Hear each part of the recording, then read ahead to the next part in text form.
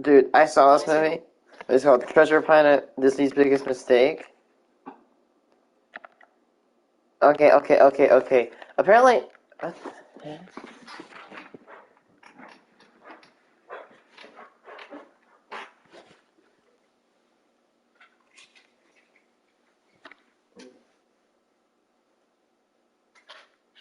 Sorry. Spider was in my camera. No, really, there was. I was trying to get this camera to clear the spider. I have no idea why it's here. I have too many spiders in my basement. Not gonna be streaming for more than an hour. Oh, word. Goodness gracious. Yeah. I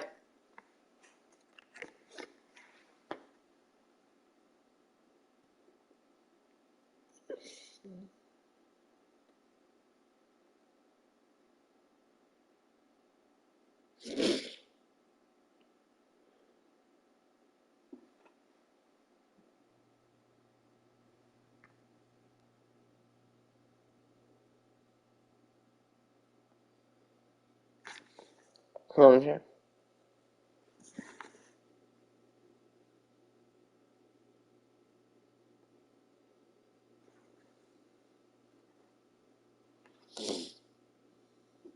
North America's bad turn signals. The Wells Fargo Active Cash. Please stop making bad red turn signals. You see, my car is better than yours. You wanna know why? Not because it goes 60 and faster seconds. Not because it's no, it's because I have amber turn signals. Amber turn signal gang. Really going for it. Every turn signal with a red. Every car with a red turn signal is not legal in Europe, apparently. Rightfully so. Signals. They're a good invention. Use them. Every motor vehicle legal for road use has to have a certain number of exterior lights and indicators to be considered roadworthy. This is practically a worldwide truth, and for good reason. Putting our fragile meat bags into metal boxes capable of traveling speeds well in excess of what our bodies can naturally accomplish is inherently dangerous. To help make this activity just a little bit safer, governments world over have mandated that these high-speed mechanical conveyance devices be fitted with indicator lights to help inform the humans in control of other dangerous driving machines just what sort of action the vehicles around them are currently doing or are about to do. Hopefully, this helps avoid collisions, and it does. But there's one continent in particular, North America, that allows taillights that are proven to be a safety compromise that would seem bizarre to anyone living in Europe and which frustrate me to no end. What is that compromise? Well, let's take a look. Oh no, I'm gonna have to go outside for this, aren't I? Nature! This is a 2002 Honda Odyssey. It's a minivan. Man, It's exciting and my mom used to have an Odyssey. Not Not a bad little van. It's a pretty good little car. Slow at the tub, but sure, just saying. This is the brake light, activated by the brake light switch. Without a doubt that the driver is slowing down, at least barring a mechanical issue or a driver rhyming the brakes. With the aid of the third brake light, there are a total of 3 indicators to tell drivers following the Odyssey that it is slowing down. Now notice this amber section of the taillight. Whenever it's lit, you know that the driver is signaling for a turn. There is no ambiguity between these two signals. Red always means stopping, and amber always means turning. This is a 2013 Chevrolet Volt. You may have immediately noticed the compromise here, but let's make it more clear. If I step on the brake pedal, 3 lights illuminate just like in the Odyssey. But if I hit the turn signal, now one of the brake lights has started flashing. There is no amber indicator of any kind on the rear of this vehicle. In North America, that's right, Canada too, the motor vehicle standards allow for red turn signals on the rear. But even worse, they allow for one indicator to share the function of both a brake light and a turn signal. To manufacturers who are continuing to use this lighting setup, I have 2 words. Stop it! Now, if it's somehow not obvious that this is a safety compromise, let's go over the reasons why. Recall a statement I made 11 sentences ago. There is no ambiguity between these 2 signals. Red always means stopping, and amber always means turning. While there most certainly is signal ambiguity when it comes to this vehicle, For other drivers, the only way to discern the meaning of the signal is its behavior. A solid light indicates braking, and a flashing light indicates turning. Fair enough, but this creates far too many unclear and thus potentially dangerous situations. Say you're following a vehicle with a broken taillight. If it were the Volt, then every time the brake pedal is depressed, only one side would illuminate. To an American driver, this would appear as a turn signal until the point in which they have registered that it isn't flashing. In essence, its function is delayed for however long it takes the person behind you to realize that the left taillight is out. Granted, the third brake light, mandated for passenger vehicles in 1986, helps by only illuminating with the brake pedal, but then you have to rely on the driver knowing that. At a glance, this looks like a driver signaling for a right turn, which is not an ideal assumption to make. They might be slamming on the brake. Also, if you're on an angle and can only see one of the taillights, again, you can't get a clear picture of what's going on. If you're looking from this angle and the driver has their left turn signal on, then you couldn't see that they are stopping. This might be an uncommon problem, but imagine you're following this car through a left turn and you can't see the other taillight. With the left one flashing, it's up to you to see that the third brake light is lit. See the problem? Of course, if you have a brake light go out, now you've also lost the turn signal. Say on this car that the left tail light went out. Then every time I step on the brake, it will briefly look as though I've engaged my right turn signal, since this light hasn't lit up.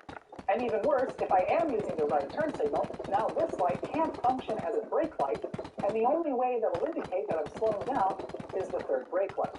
So with this light out and that light flashing, the only indicator that you're slowing down or stopping is the center high-mounted stoplight. That's pretty dumb. Now for the Europeans out there, you might ask what this vehicle looks like with its hazards on. Let me show you. They look like this.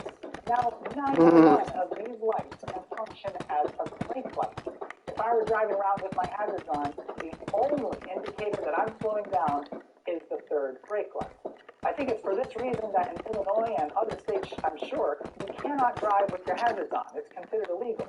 And this is a shame because there are plenty of reasons where you would want to do that, such as letting other drivers know that... That's the one law I do not follow in this state. I just don't care. But with this car... If my car is going, like, if I'm going slow during a storm or if I'm broken, I'll put that on. In the Odyssey, the hazards can be on and the brake lights work completely normally. But this car... I can't stand this design. Now, there are plenty of vehicles here in the States that use red turn signals but use separate indicators. In fact, on this Odyssey from 1999 until 2001, the turn signals were a slightly lighter shade of red. That's better, but there's still... In Europe, red light always means braking. If you ever see red, you know you should slow down. But here in North America, that's right, Canada too, red could just mean turning. So long as this is allowed, we will always have to deal with signal ambiguity here in Dude, America. I saw this one turn signal on this car that I was turning, and I thought he was slowing down on the road, but like the brake light was like this, and the turn signal was like that. So the brake light was shaped as a C, and then the turn signal was more lights inside that C. And it was the dumbest design I've ever seen on a frickin' brake design. It was absolutely awful. I couldn't even just, tell the difference. While I'm up on my high horse, let me say to you, car manufacturers in America, could you please just stop? Why do you continue to use this flawed design? Are you so concerned with saving a few dollars per car? Multiple studies have shown that there is a clear safety advantage to using amber turn signals. Even without a study, it should seem obvious. Distinguishing function by color will always be faster than by whether it's flashing or not. My speculative answer as to why this continues to be a thing in North America is that car designers like the cleaner look of red-only taillights, and the general public just doesn't care enough. That second part seems clear. When the new Chevrolet Cruze hatchback was released, GM decided to put in amber turn signals. Saw Kyle Ford's review of this car mentioned this, but only as an aside, in courtesy of those who might prefer it. It's not preference, people, it's safety. It truly baffles me how little people care about this. And other times, the design seems to be there, but the function is killed. I was thrilled when I saw the design of the taillights on both the Chevy Cruze sedan and the Equinox. two white inserts. One of these is probably an amber turn signal. I thought, good going, GM, you fixed yourself. Nope, that one is a reverse light, and that one does nothing. Although I would bet that if either of these cars is to be sold in Europe, you would indeed find an amber bulb behind that white lens there. Even weirder, this problem isn't limited to American automakers.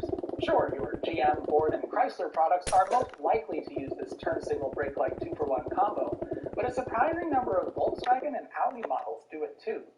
They couldn't get away with it in Europe, but in the US they do. That's why I think it's a designer preference. Plenty of foreign automakers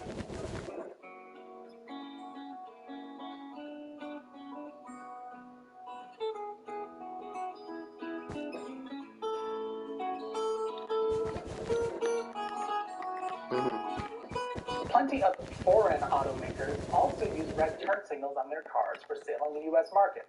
It's less common to see the shared turn signal and brake light, but it is surprisingly common in German makes. Oh, and even the Tesla Model S uses this obnoxious turn signal brake light combo for models sold domestically. Yes, I know that's American, but... Now, I get it. How often is this really an issue? We seem to be doing okay with cars like this, and a good defensive driver will probably still treat a red light of any sort as cause to start slowing down, or at least cover the brake. But I'd love to see an entity like the Insurance Institute for Highway Safety starting to take this into account for their safety scores. I would imagine the IIHS has data on rear-end collisions per vehicle model, and I'd be curious to see if there's a clear difference between red-only cars and red plus amber. But the point remains. In Europe at large, a red light on the back of a vehicle will always mean braking, and an amber light will always mean turning or a hazard condition. See red, must be braking. See amber, must be turning. But in the US, see red? Who knows? You'll have to stare at it for a moment to be sure. And while I'm griping, I know I'm such a downer, this 16-year-old minivan has a feature that ought to be standard in every car sold today. Here's the instrument cluster. Pretty basic by today's standards, but it gets the job done. Now, I've pulled one of the brake lights out so it isn't working. Watch what happens as soon as I step on the brake. A red light appears. What does it say? Brake lamp. This 16-year-old car is monitoring the current going through the brake light circuit, and when it gets too low, it illuminates a warning light on the dash. Why is this not just a universal thing? That should be universal, honestly. Standard. This vehicle has a light sensor on the dashboard, and when it gets dark outside, the headlights come on by themselves. Even better, they'll also come on if you turn on the windshield wipers during the day. I've seen more and more people lately driving around at night without their headlights on. And I think that's because so many new cars have backlit screens for gauges, so the instrument cluster is always lit. In an older car like the Odyssey, it's obvious that your headlights aren't on because at night you can't see the gauges. But that's largely not the case anymore. It's apparently a little too easy to not notice that you haven't turned on your headlights. And also, too many people see the light from their daytime running lights and assume that their headlights are already on, not realizing that their tail lights aren't lit for nighttime driving. So please, let's get automatic headlights in more cars, okay? They're almost all computer controlled via a relay anyway, so could you just stick an ambient light sensor on the dash and call it a day? Thanks. There are now both a Chevy Volt and a Chevy Bolt EV. And in the case of the Bolt, it has separate amber turn signals. How amazing! Now, I suspect the reason it does is that GM is marketing this car in Europe. And rather than create two separate taillight designs, they use the same European compliant version for both markets. I think this probably also explains the Chevy Cruze hatchback's use of amber turn signals. But this car demonstrates a humorous dedication to design in spite of regulations. See, in the US, taillights, turn signals, and headlights cannot be on any part of the vehicle that moves. So they can't be on the hood or bonnet, the doors, or the boot, trunk, hatch lid, whatever. On this car, they are on the hatch. To get around this, GM has installed a second set of redundant brake lights in the bumper, which the vehicle will switch to as soon as the hatch is opened. Take a look. What this says to me is that the whole one lamp for both the turn signal and the brake light isn't so much of a cost-saving measure, it's just a design that people like and can get away with. And I don't think they should. Sorry, Cat. I saw an Audi crossover on the road with taillights like the Bolt, and one of the LED modules had failed. The computer had apparently detected this, so for this car, the left-hand bumper brake light was illuminating it instead. It was rather an odd sight, but there was a working brake light on both sides. That's a very clever and thoughtful use of redundancy there, Audi. Good job. But the fact that the LED failed is a little worrisome. Anyway, that's enough hammering on about automotive design for now. I admit, I like to look at the designs of taillights, and I think they are a huge part of the looks of any vehicle. I always appreciate a cool looking taillight, and I can understand the temptation to keep the design clean by eliminating the amber bulb. But please, think of the children. Or, at the very least, think of the various scenarios we've discussed in which having a separate amber turn signal is clearly advantageous and creates a safer, less ambiguous driving environment. Thanks for watching. I hope you enjoyed this video. This is a little different from most of my videos, and I have Jared S., aka Wookie Goldberg, on Twitter for the inspiration to make this. I was beginning to worry that I was the only human who was Let's get saucy. New Saucy Spoon baked beans. 4 bold flavors: jalapeno bourbon, applewood smoked bacon. turn signals. They're a good invention. Use them. Every motor vehicle legal for road use has to have a certain number of FlexPay to You've heard of disposable DVD? Why would you want a disposable DVD? disposable movies. For this video to make any sense, I'm gonna need you to Oh no, you just accidentally leaked your tape, and now you gotta get rid of it. Introducing disposable DVDs for when you have a tape and you need to get rid of it.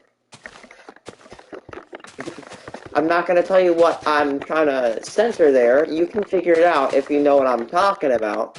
But, you know, you get the point. imagine a world in which Netflix, Amazon Prime Video, Disney Plus, trying to future-proof here, and all those other streaming services don't exist. It's a desolate landscape, I know, but thankfully, video rental stores existed to help you through these trying times. And, well, actually, Netflix did exist at this point, but they were still only mailing DVDs to you. How quaint. But you know what's annoying about video rental stores?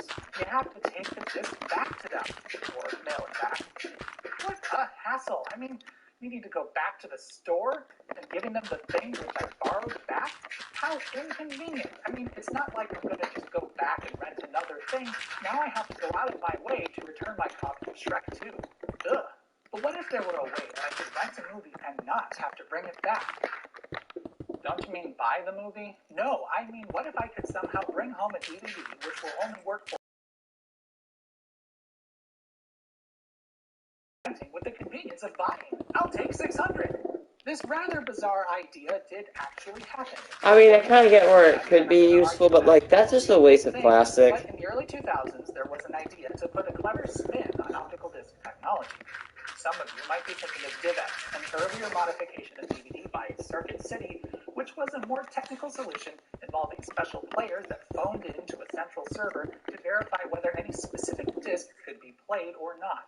You could then upgrade your disc at an additional charge to be playable after the rental period, or even upgrade it to a so-called DivX Silver disc, at which point you effectively owned that title. Ain't that some dystopian DRM right there? But we're not talking about that. Instead, we're talking about something else. After DivX had proven itself a failure, a little company called FlexPlay Technologies decided to try that concept again and began to market what they initially called EZDs.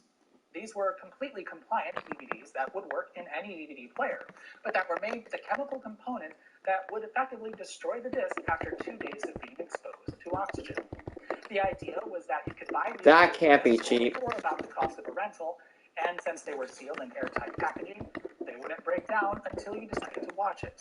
You could then watch the film an unlimited amount of times within 48 hours, after which point the disc would blacken and become unreadable. And of course, I have one of these discs right here. It almost certainly does not work, but we will try it just in case. That's right, I haven't opened this yet. We're going to do it together. I moved you a bit closer so we can do this together. What's that doing here? Anyway, let's open the package. I'm using a knife like a responsible person and cutting towards me. So this is just very basic. So this is just very basic paper packaging in shrink wrap. Very user-friendly. And inside we find a little package with some information and our disc. This might possibly work, but we will see. Shots, Web. That's a good one. This is really, I will say, you would need scissors to open this. Or some sharp object like these rolling net. So it looks like a normal DVD, except the back of it is a very dark red color. This may work, which would be. What if that's like a hematite red that of course is used to. I can't see the TV, so we're just gonna see what happens. It's making really weird noises. I'm gonna guess it's not working. Let's try it again. This is nerve-wracking. I don't think it's working. I just noticed this for best results opened by April 2009, which is great because that was inside the shrink wrap, so there's no way you can really, well, I suppose on the shelf it wouldn't matter, but if you took this home, you better open at least this far to get a sense of when you need to watch this. We appear to be getting nowhere fast. This is attempt 2. So it really sounds like it's trying its best. Wait, did it get somewhere? I have to actually look at the screen. I can't stand this. What's very interesting to me is that the player hasn't given an error. It's just continuously trying to play it. So it's almost like it can see something, but not enough to matter. Well, that was an expected disappointment. Since the disc is so old, oxygen has seeped through its packaging and has already destroyed the disc. In fact, the discs only had a shelf life of about a year. Can you imagine? We were in 2000. Dude, oh my god, can you imagine if, digitally downloaded games didn't work and you had to go back to the store and buy a copy of Minecraft? Crap, man. Hey, John, I can't get on Minecraft tonight. Oh, why? What can't you get on Minecraft? My disc just expired. Gotta go back to GameStop. Gotta go get another one. It's the 3rd time this week. Oh, okay. I'll see you when you get back on. Speaking of, I think my copy's about to expire tomorrow. Really? Oh, yeah. I have to go back to games. That'd be so dystopian, dude.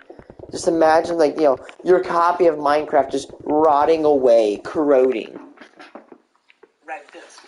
And it would have, worked.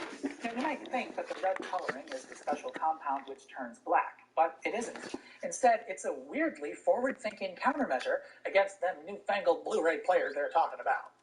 See, the black color isn't actually black. Light at certain wavelengths could pass through it, much like how infrared light passes right through the black coloring of a PlayStation disc. Sorry, yeah, I don't blame you. That could pass through this is the blue-violet found in the laser of a Blu-ray disc player. Coloring the disc itself red would block that blue light.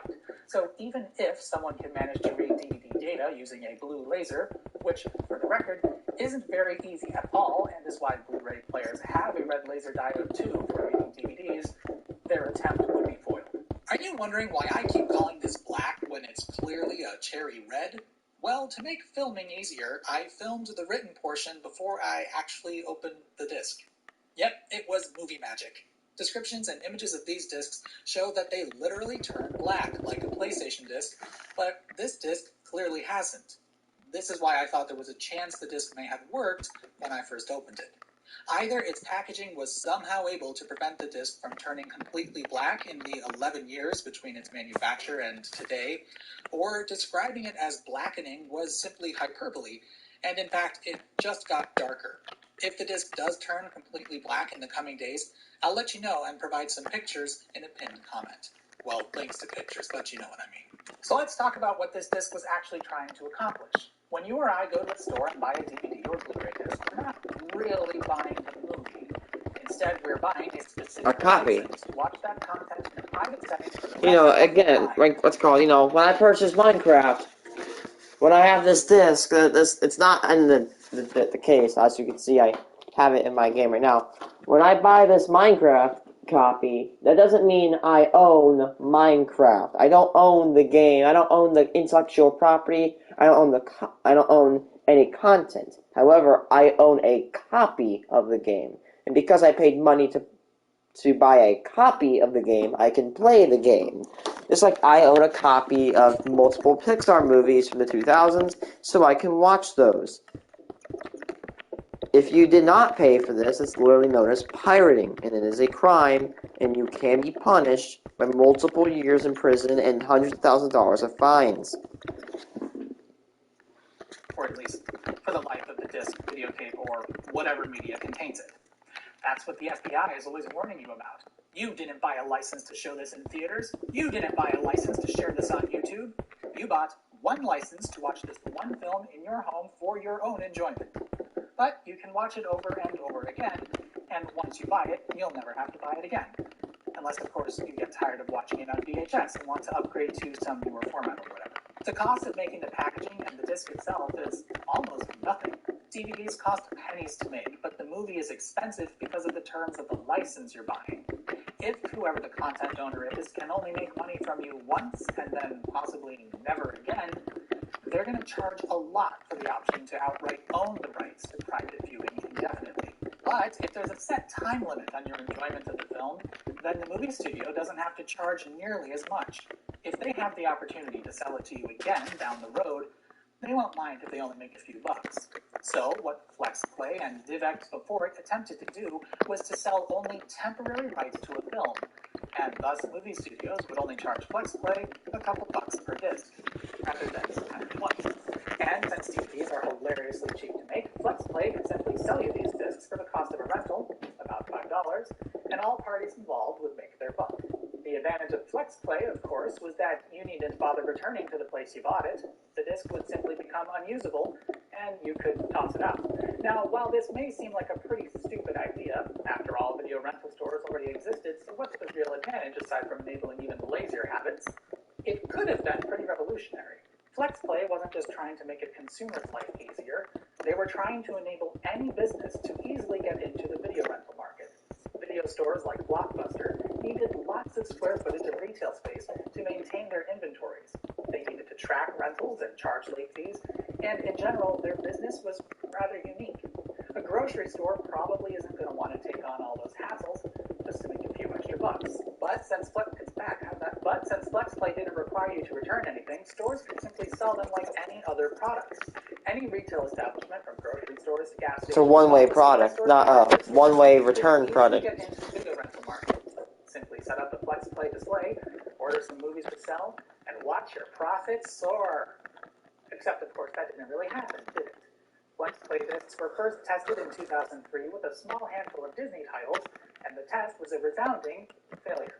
First of all, let's be honest, this is a weird product.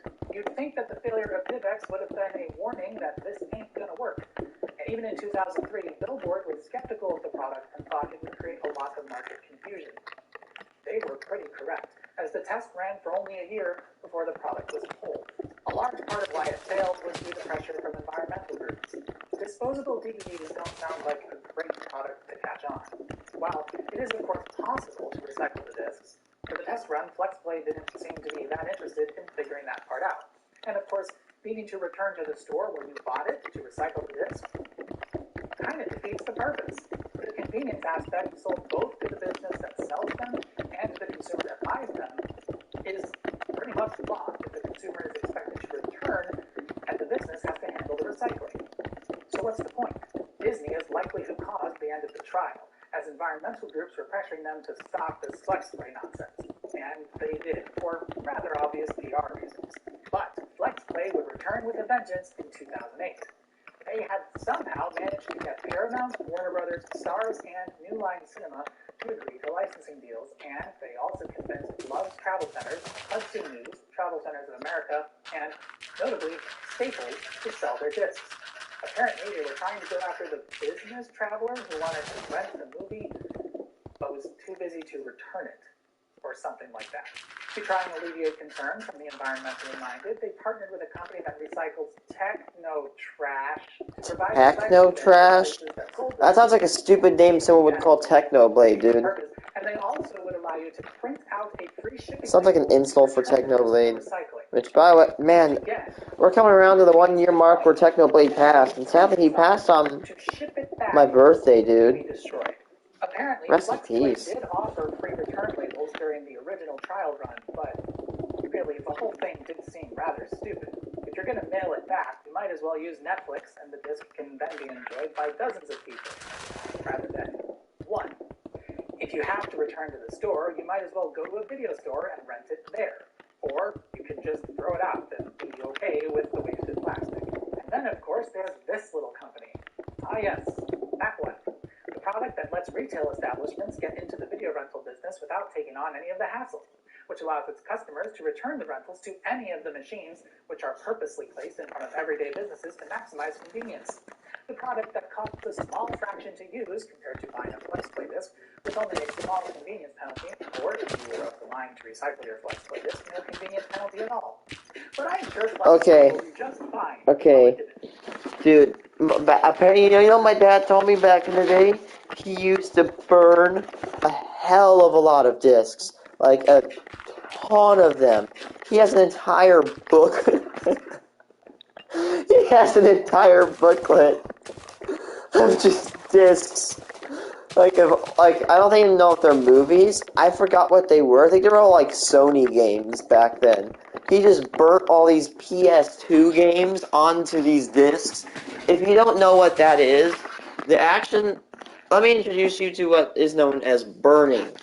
Burning is when you take a disc, let's say it's like Minecraft, right? And I copy the data on that disc and I put it onto a custom disc, which is literally just like taking it and stealing it.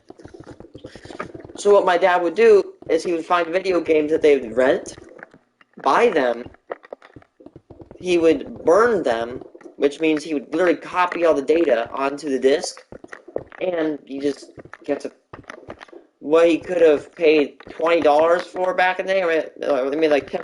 He probably paid like $2 to get it. It's funny. I'm like, dude, you are just like my guy. You are just something else. At a cost of $4.99 to $5.99, the product didn't make sense at all. Remember that Netflix discs were only $10 a month at this point, and that was for an unlimited number of rentals.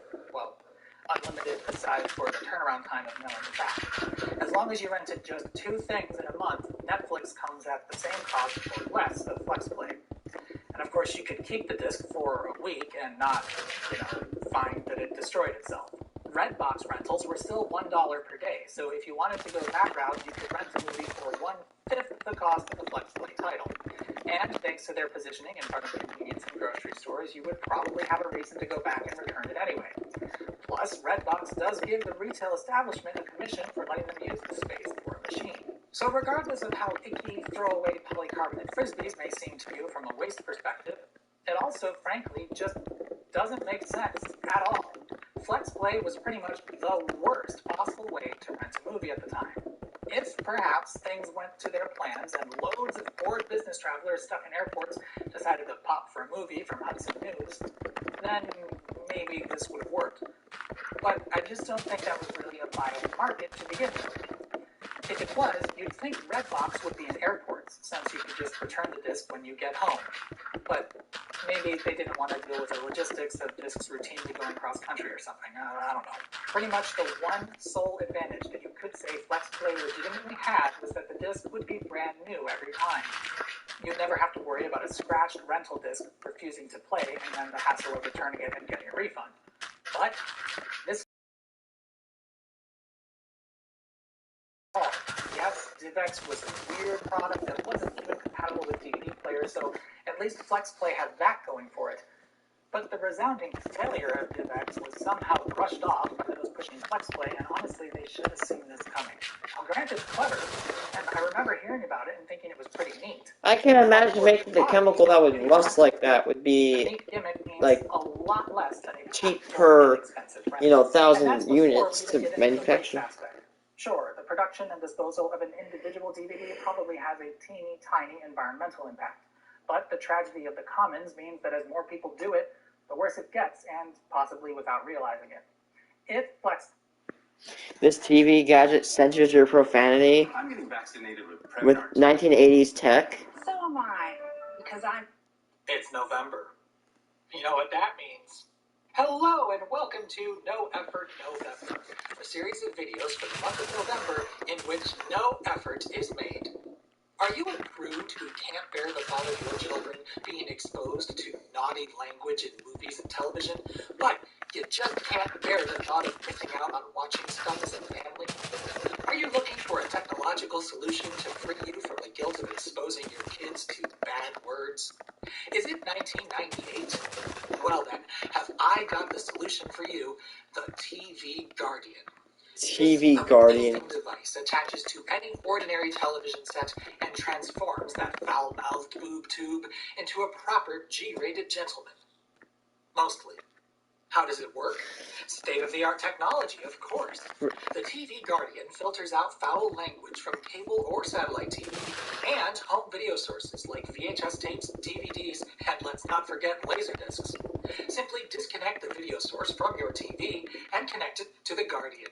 Then connect the Guardian to your TV, and now you can watch TV as a family without worrying about an F-bomb absolutely ruining your night. How does it work? State-of-the-art technology, of course. Didn't I just say that? Let's begin with a look at this gadget.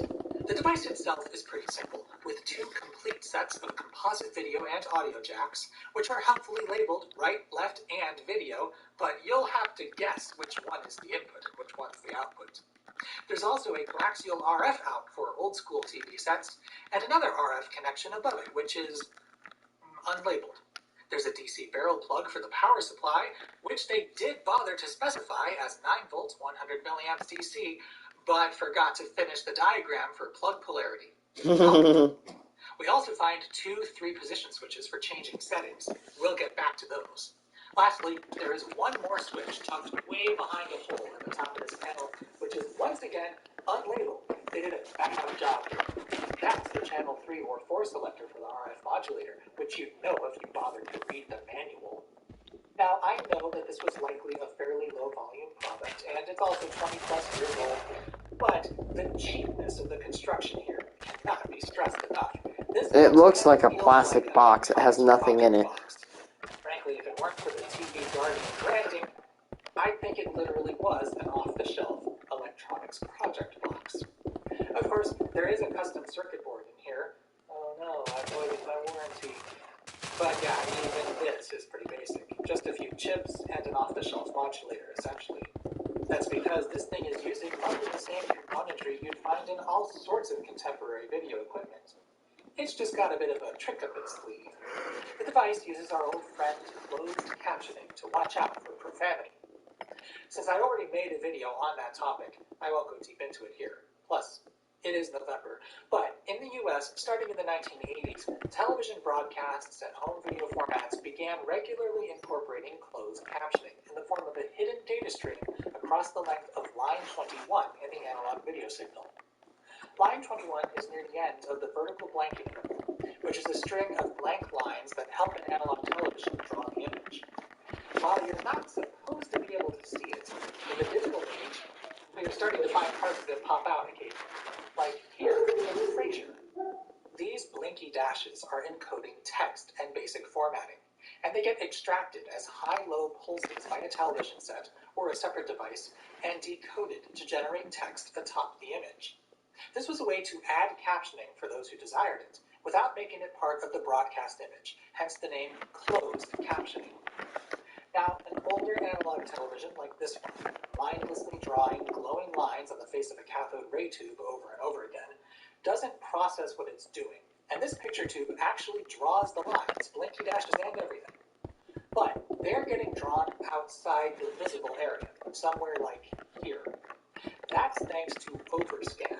The actual image is blown out just a bit beyond the edges of the screen, which was necessary due to the vagaries of analog video, and since most picture tubes didn't have perfectly rectangular faces. So you weren't ever going to see this data stream, unless there was something wrong with your television set. But modern displays, what with their neat grids of pixels and discrete resolutions, generally don't stretch the image they are told to display beyond their borders.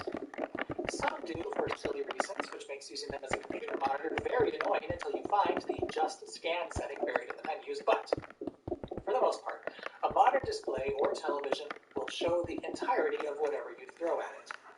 And some less than careful wonderful analog to digital transfers have gotten done over the years, which captured part of the vertical blanking interval. That's what's happening in this episode of Frasier. Whoever did the transfer didn't take care to ensure the 480 rows of pixels they'd captured from the 525 lines of video started at, like, line 23 or 24. Or perhaps they just thought Overscan was going to live on forever. Anyway, back to the TV Guardian. Baked into its programming is a dictionary of offensive words and phrases, which, for science, I'd love to see, but it's not written anywhere in the manual. Aw, shucks. Now, when it's turned on and active, it decodes the captioning data from line 21. If it finds a match with one of those objectionable things in its dictionary, the Guardian jumps into action and mutes the audio to protect the innocent. Ah, didn't do the beep. That's what it does. Now, I may The sound like I'm making fun of this little gadget. Like, beep, like that, it did do that. Form of parental control seems a bit odd to my ears, but Or just don't let them watch the movie. here, let's all settle down as a wholesome family. Isn't that what movie ratings are for? Together with the Guardian turned on. Profanity is definitely the only possibly objectionable part of that movie, right? So far, it looks like a typical movie-going experience. But watch what happens here.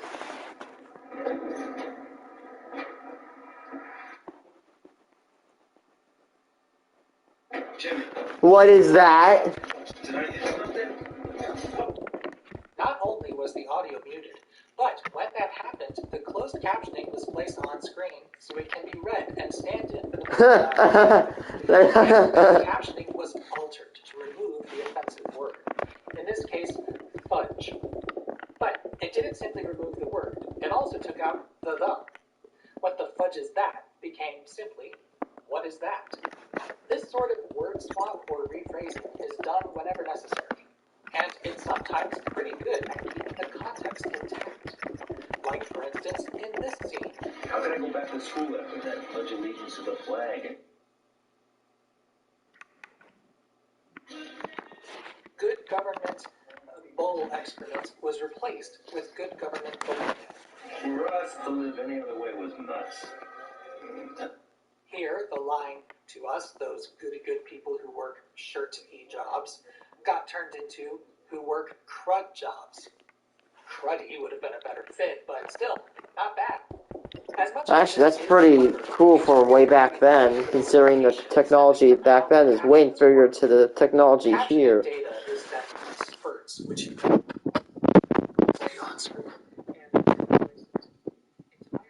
displayed at once. In fact, a call and response between two characters is sometimes on screen. The text will stay there until the next spurt of data is received, which either contains more text and formatting or says to clear it.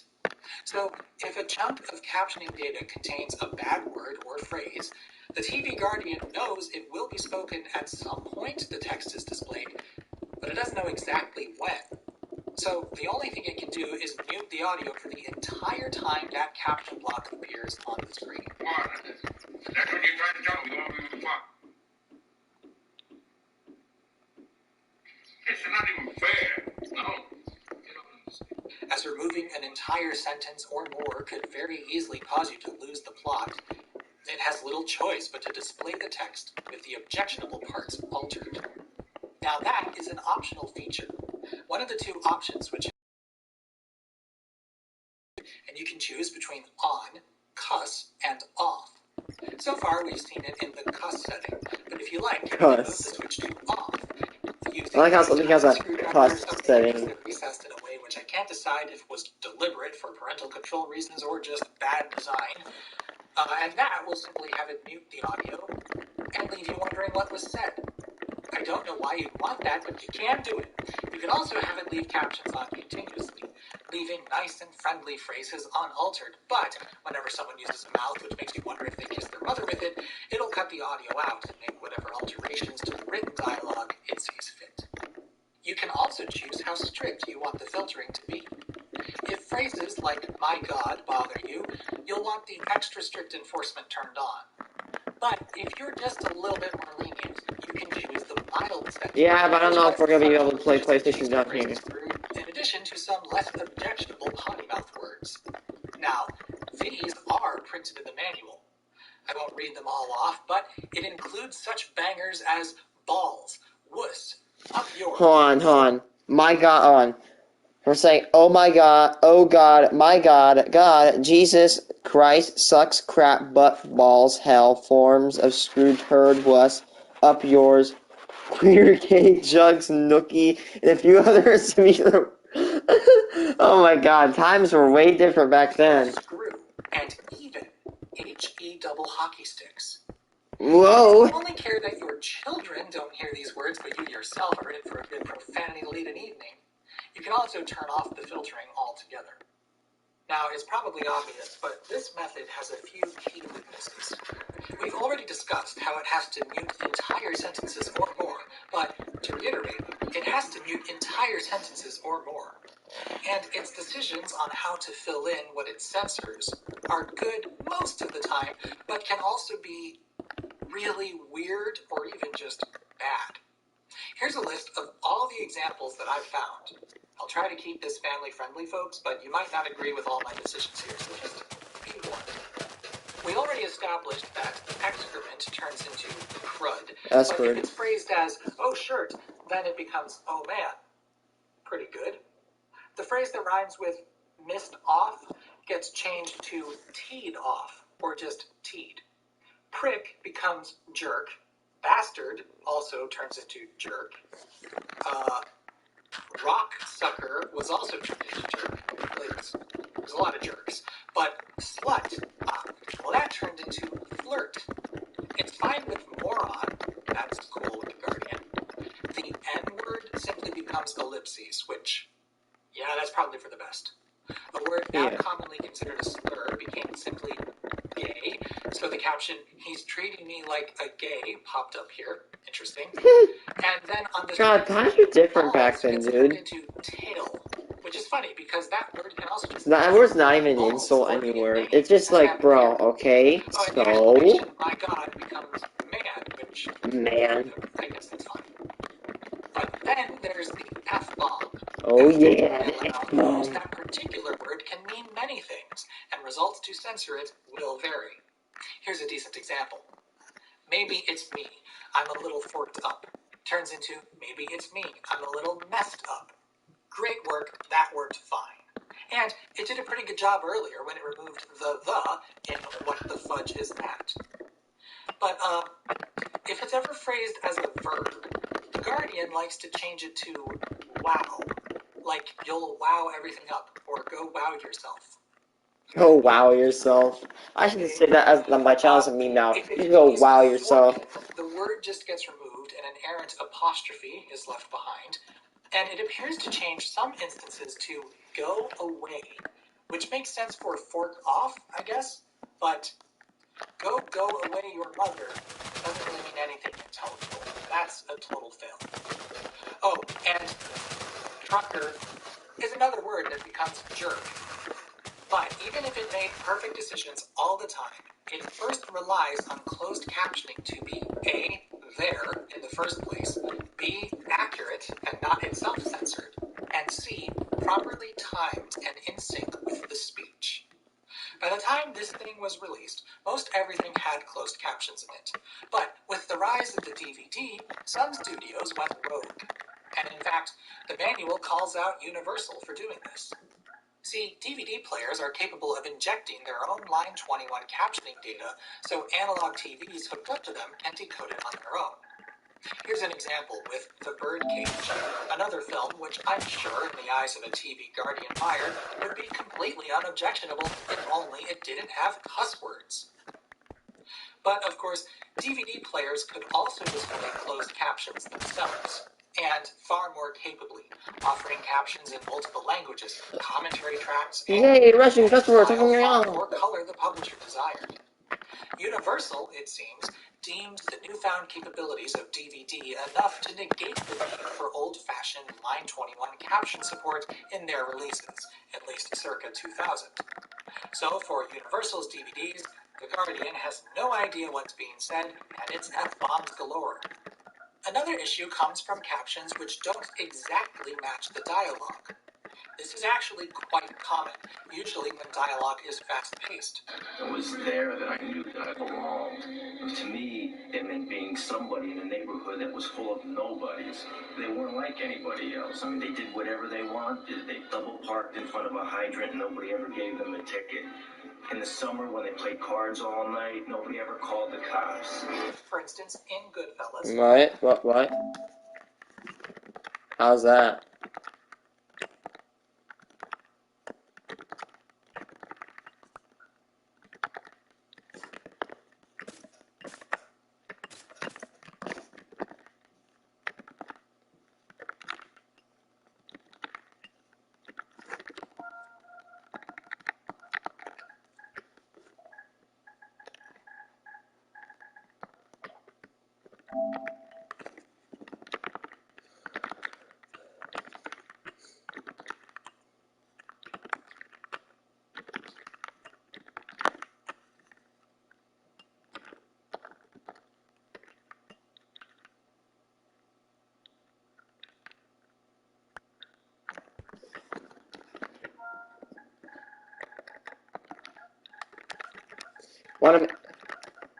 Why is you make a lake? Watch this. Water replace air.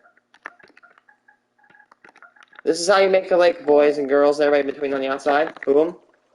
Boom. Boom. Boom.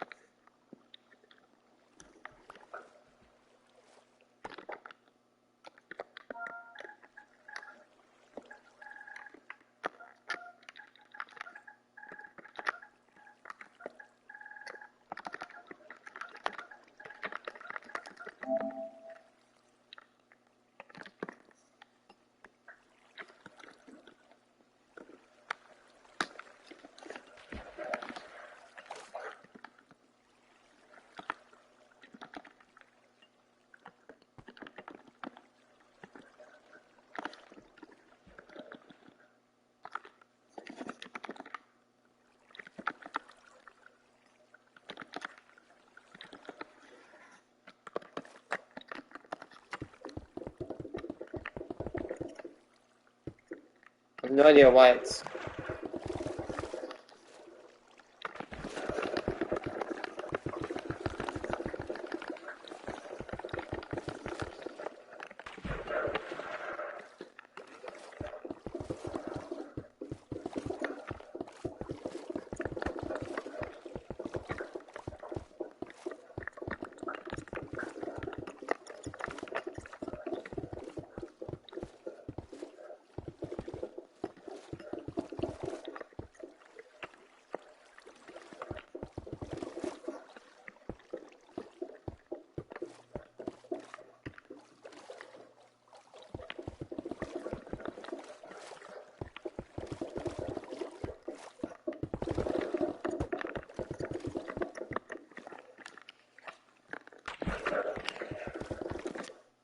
I'm gonna call this place Devil's Lake, because it could be a reference to the Devil's Drain back in the old world. If you don't know, there's this park, and if you haven't caught on already, yes, I'm going to make another park-like area.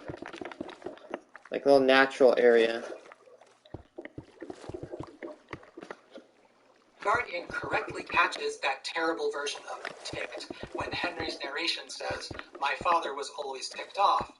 But just after this, Henry repeats he was ticked at the beginning of 3 separate phrases in something of a run-on sentence. The captioning is structured more loosely, though, with the offending word only placed in the beginning of that sentence. So the audio is unmuted, and the last one is missed. Was in a wheelchair. He was pissed that there were 7 of us living in such a tiny house. Won't somebody think of the children? Then, of course, what if whoever wrote the captions was a prude who censored them? Instead of actually writing out HE double hockey sticks, they could have written H asterisk asterisk asteroid. Now, doing that is very bad captioning practice. After all, if adults are choosing to see a movie with profanity and rely on captions, they're not seeing the movie they chose to see if the captions are censored. So in the grand scheme, that should be rare. But oh, the sweet irony of a prudish transcription causing profanity to slip through the TV Guardian. Lastly, there's caption timing. Live events rely on stenographers furiously stenographering what's spoken, and that leads to a substantial delay in the captions. So, better hope those sportscasters aren't potty mouths. Scripted content is generally better, but it's not perfect. The Guardian let quite a few things slip through in Goodfellas. To be fair, they don't claim perfection on the box. Another somewhat odd choice was an inability to censor any RF source. There is a coaxial input, but this is just a pass-through. And as a matter of fact, this shipped with a red cover over the top connection, and there's a note in the manual that basically says, don't use this. Yes, it has a built-in RF modulator for outputting to older TVs, but the censoring function only works on the composite input. So if you want this to work with live TV, you'll either need to have satellite or cable, or you'll need to use your VCR's TV tuner for over-the-air broadcasts from now on, and hope your kids don't figure that part out. I imagine this was mainly a cost-cutting measure, but it still seems silly. Oh, and since there's only one input, well, that gets fun when you have a cable box, a VCR, and a DVD player, and you'd like them all to be Guardianed. Better hope your VCR is fancy enough to have two inputs, and then you can run everything through it. But if you're not so lucky, you'll need some sort of video switcher. The manual even says as much. The limitations we just went over are all technical ones, though. There's also a pretty glaring conceptual hurdle. I chose Goodfellas and The Birdcage to demonstrate this, because I have a feeling the sort of person who bought the TV Guardian might object to some of the visuals and themes in those films. Just a hunch. The TV Guardian can't do anything about the content or what's on the screen. It can only ever be a pretty good, but not perfect, profanity filter. So, I'm somewhat perplexed by the perceived value here. You're still going to need to screen for whatever you might not want your kids seeing. I suppose there's a lot of content out there which is otherwise pretty tame, but which has a few sailor mouth moments. But it's really only that middle ground that this can do anything for. And, if I may be so bold, if you're that worried about your kids hearing the occasional bad Just don't words, watch it. well, you better not let them leave the house. That was a joke, just want to be clear. But, yeah, there's a lot of profanity outside of television. Hate to break it to you. Still, though, as much as I think this is silly and not at all for me, I will tip my hat to it for being pretty clever. And if you think there's some merit in this idea, or maybe you know someone in your life who would have loved one of these, well, I have good news. This company still exists, and they make HDMI versions now, so you can guard your Netflix. Except not actually. Yeah, they're still relying on Line 21 captions. Probably because HDMI doesn't actually carry captioning data. The website makes it pretty clear that whatever you're plugging into the new versions of this still needs to have a composite video output for it to work. So the HDMI video feed is, I guess, just a pass-through that it draws captions on top of. I don't know. I'd investigate further, but this is No Effort November. Before I go, I want to do two more things. First, I want to thank my longtime patron Colin for sending this thing to me.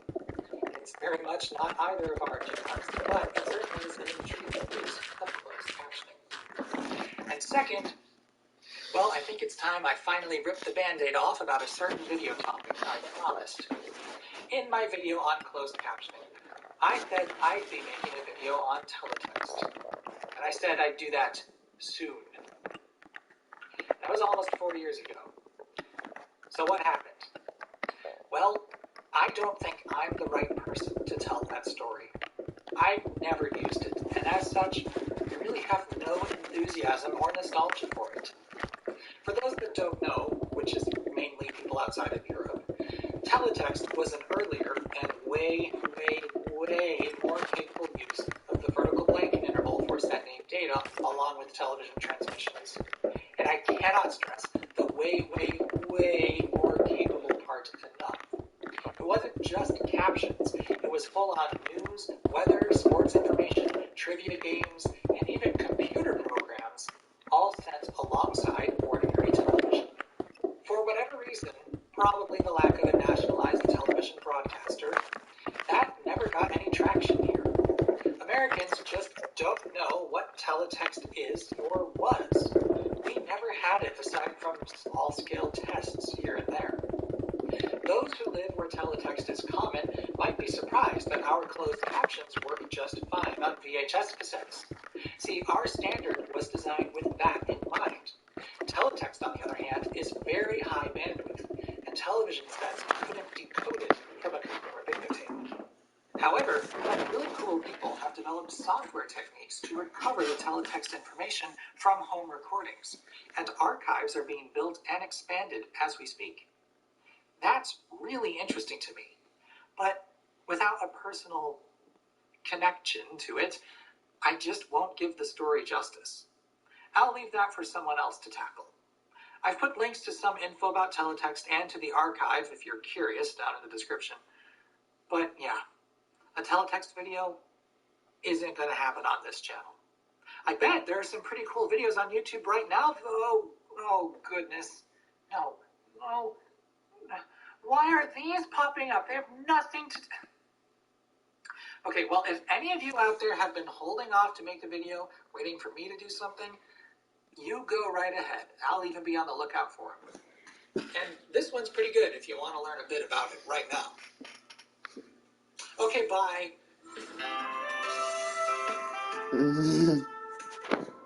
Are you looking for a technological solution to your fear of... Nope. Are you a prude who can't bear the thought of your children being exposed to... Oh, God, I didn't take a breath at the right time. Of course, there is a custom circuit breaker. Circuit board. It's not a circuit breaker. Captioning data is sent in spurts, which encode all the text to...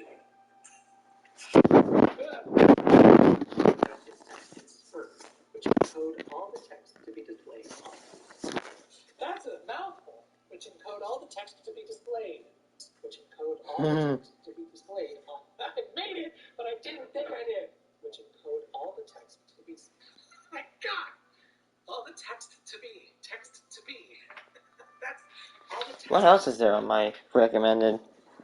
Oh my god, it's a video of the pigeon getting absolutely removed from Earth by a freaking train.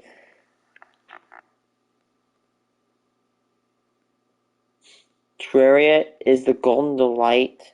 Where's the gold bird? You guys see it? I've never seen that before. It's around here, though, apparently. We got a gold bird, guys. I don't know what the point of that is. Golden Delight. Major improvements for 48 minutes. Oh my god. Wow.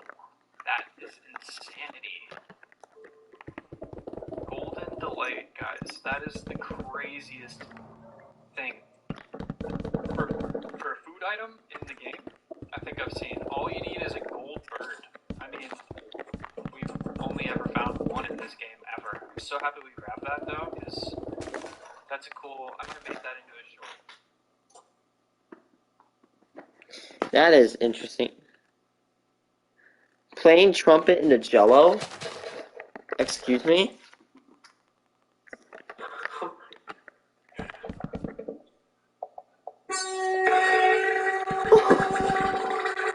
What? Oh my god! Oh my! I didn't even know how to do that. Oh my god! It's the funny weapon.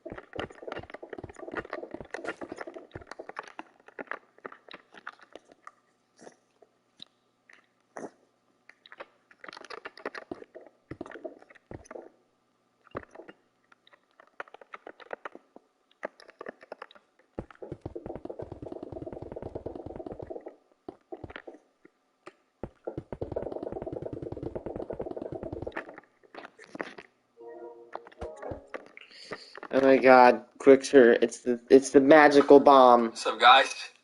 My name is Mike, and I'm here to get stoned. Today, I'm Mike, and I'm here to get stoned. Here's a topic everyone has mithered me to death about: the gay bomb. Well, I say everyone. Oh, shoot. I actually... Oh, okay,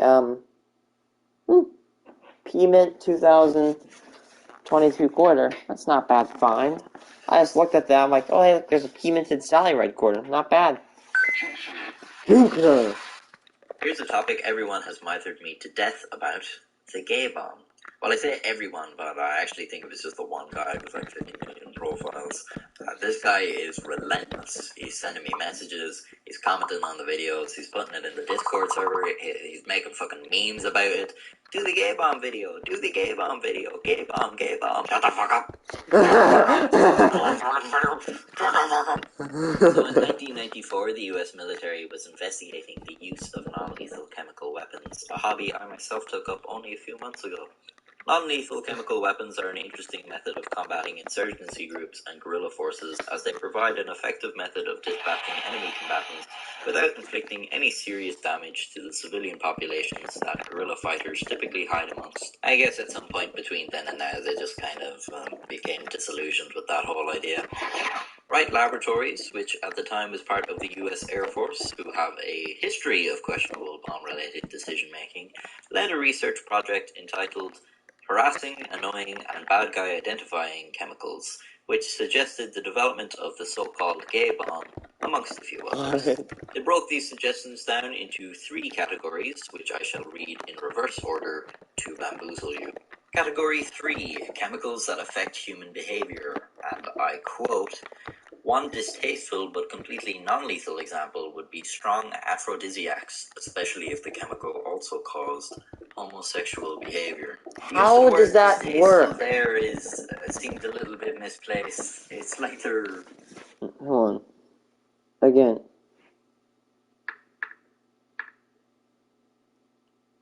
How did somebody engineer this? That simulates sexual desire. Okay. How does this work? How do you do that? Why would you do that? Why? Why? Well, I didn't want to... How do they work that? I had the good of mankind. I have no choice but to turn you all gay. May God have mercy on my soul. Using any sort of chemical to induce homosexuality is fairly dirty. If they had a bomb, everybody in the blast radius 100% gay, guaranteed. What's the fucking point? How does that in any way contribute to a military victory? They did realize being gay is not debilitating, right? But my main gripe with this suggestion is the fact the idea has been popularized as a bomb. I don't think a bomb is the best medium to weaponize such a chemical. I suggest the following as a much superior alternative. Just nukes. Gay thrower. Under this category is a chemical that would make personnel very sensitive to sunlight, which is actually a great idea. Why the fuck did you lead with gay bomb? Category 2, chemicals that make lasting but non-lethal markings. I think this whole category is a good idea. It could be like the dye banks use to mark stolen money. You can mark enemies with a dye that would identify them, even after they try to disperse back into civilian populations, or a permeating awful odor that also affected morale, or an unnoticeable odor that could only be picked up by trained dogs or detecting equipment. Then the enemy wouldn't even know they could... Or just nuke them or something. Or just... But looks like that's what the AR-15's for. B+. Category 1, chemicals that attract annoying creatures to the enemy position and make the creatures aggressive and annoying. I think this part of the paper may have been written by a small child, but it's potentially a good idea. You could attract all sorts of rats and ants and bees to an enemy position. Really only a minor inconvenience, but still probably more effective than being turned gay. Not that suddenly being turned gay wouldn't be inconvenient, you know, you'd have to leave the wife, get back into the dating scene, you have to take your earring out, put it in the other ear. There's a whole secret language you have to learn, but you could still shoot a person. The animation on these videos is hilarious. Attracts bees, you could just, you know, release the bees. If you're going to make a Not the bomb, don't fill it bees. with invitations to the bee party and hope they all show up. Just put the bees in the bomb. That's what I always say. The Wright Lab requested a 6-year, $7.5 million grant to create a variety of these weapons, and apparently the Pentagon was interested enough to submit the proposal for scientific review. Alas, naught became of the proposal. The Pentagon would instead focus its efforts on turning frogs gay. There is a gay bomb. Yes! This is what they're. What do you think tap water is? It's a gay bomb, baby. Yes, it's Alex Jones! This guy is so dumb! Quite frankly, I mean, give me a break. You think I am like shocked by it so that they're bashing it because I don't like gay people? I don't like them putting chemicals in the water that turn the freaking frogs gay. I love that! He sounds stupid! Hey, check it out. I'm making t-shirts. I absolutely love that scene. That, like, his entire network is literally a joke. It's literally listed as a far-right fake info thing. Like, brother. Lines about my videos, which you can pick up in the link below this video. I'll pin a comment. I have also created a Twitter account, so if you think that I am funny, you can follow me on there and immediately realize that that is not true. I shall put the link to my Twitter in the same pinned comment, so buy the t-shirt, follow the Twitter, like the video, release the bees, nuke the moon, seduce the frogs, and stay safe. Seduce the frogs.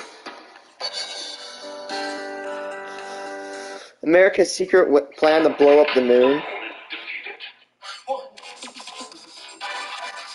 I don't know what I'm watching anymore. It's just evolving madness.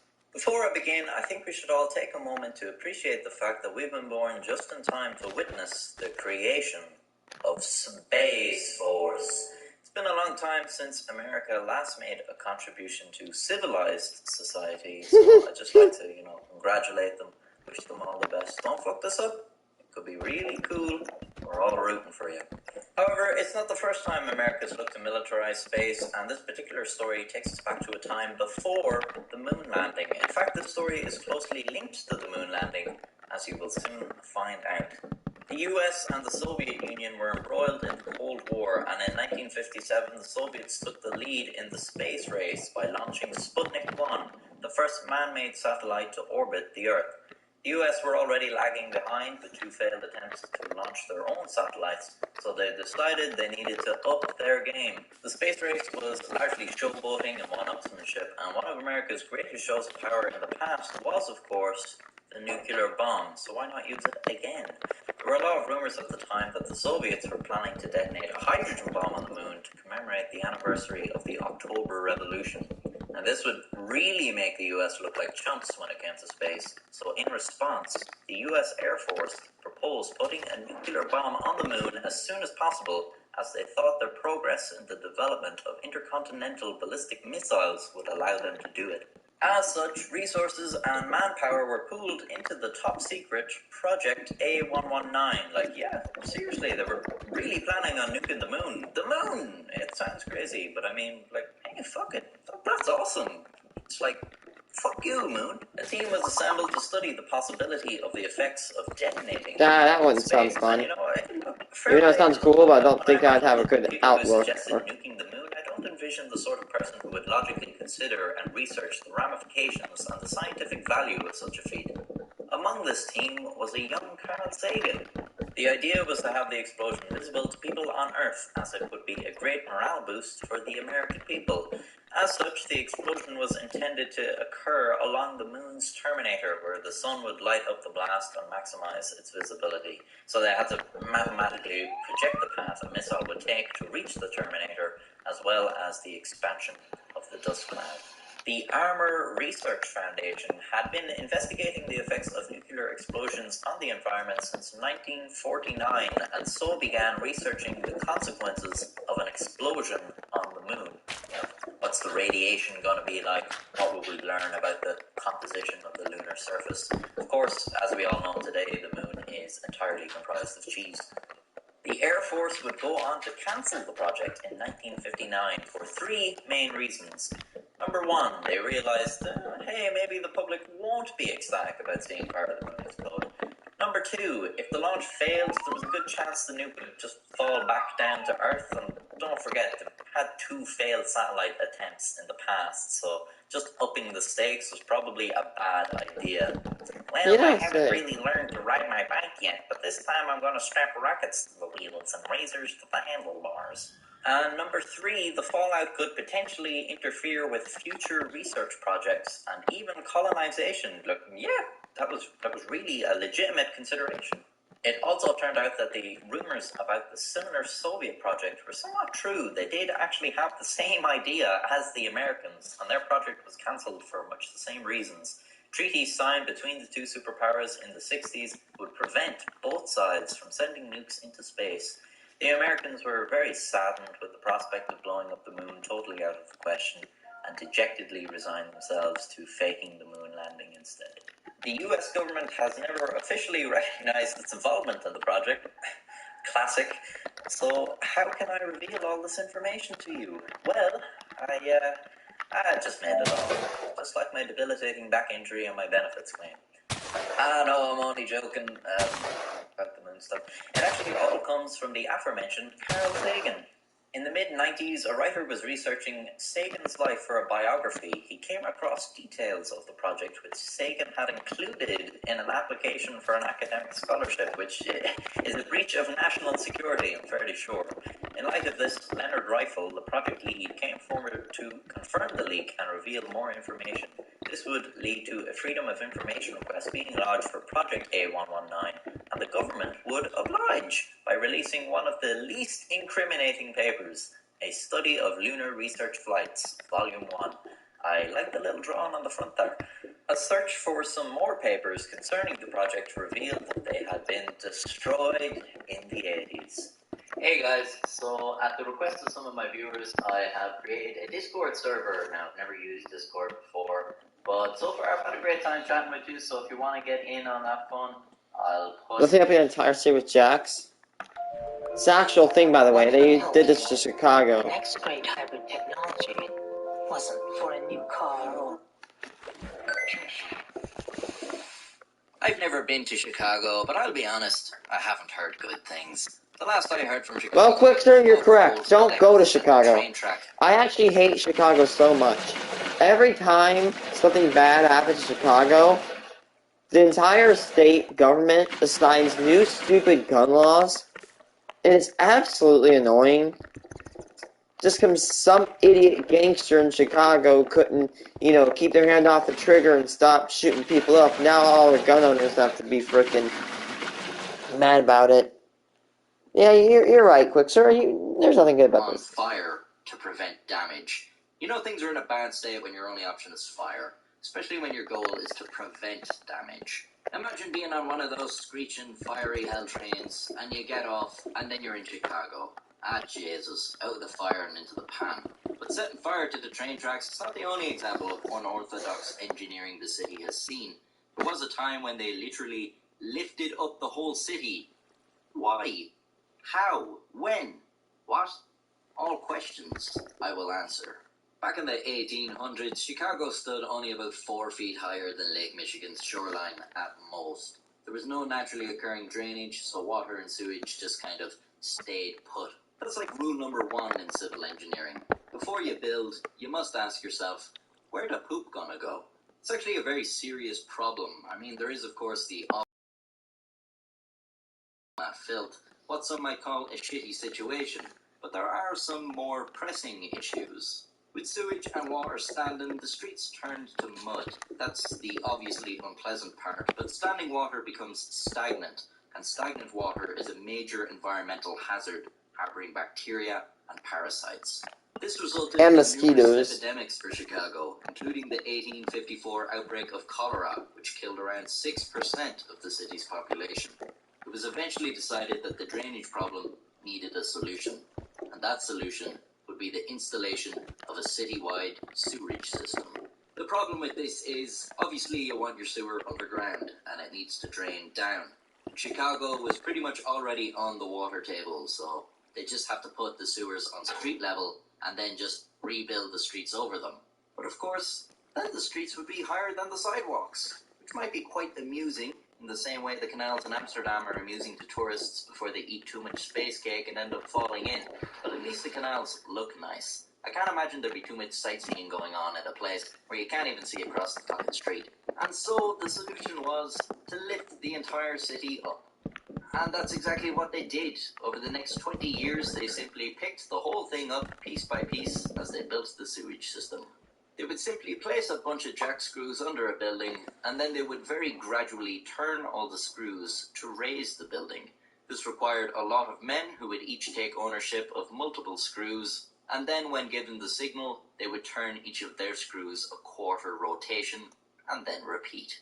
This process amazingly did not cause any damage to the buildings as you might expect, and these were big multi-story brick buildings, and they were lifting them between heights of 4 feet all the way up to 14 feet in some cases. Oh my god. In fact, the process disturbed the buildings so little that they'd often be completely accessible throughout the whole thing, so shops would stay open and have customers coming and going as the building was being lifted.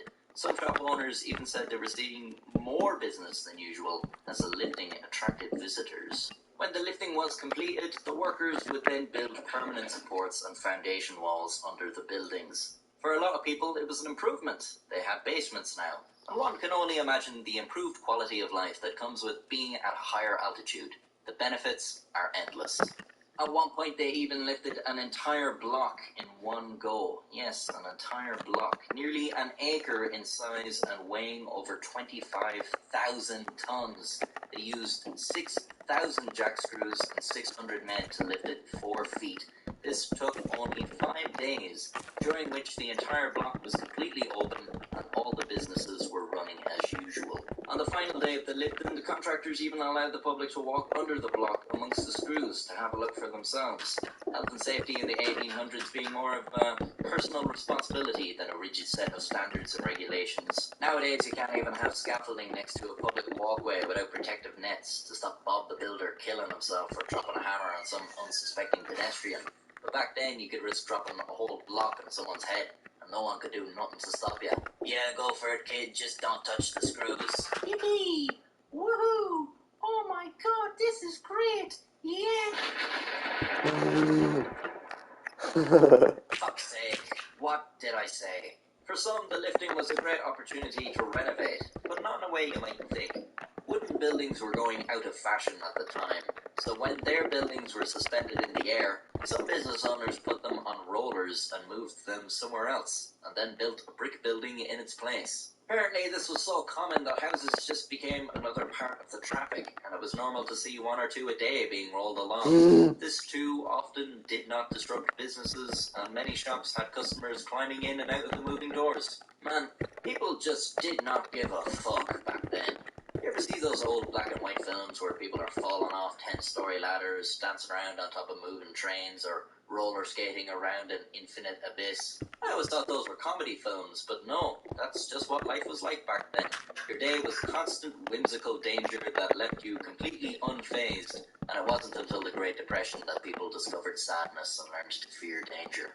The razing of Chicago lasted around 20 years, and then it was razed some more by the Great Chicago Fire of 1871, which destroyed much of the downtown area, which then, of course, had to be rebuilt, so the lifting was largely a waste of time. That's a little like when it rains straight after you've washed the car. You know, if I knew this was going to happen, I would have just waited for it. If you ever had any doubt, there is a God, and he has a sixth sense of humor. Dude, you are the worst partner. You voted for me.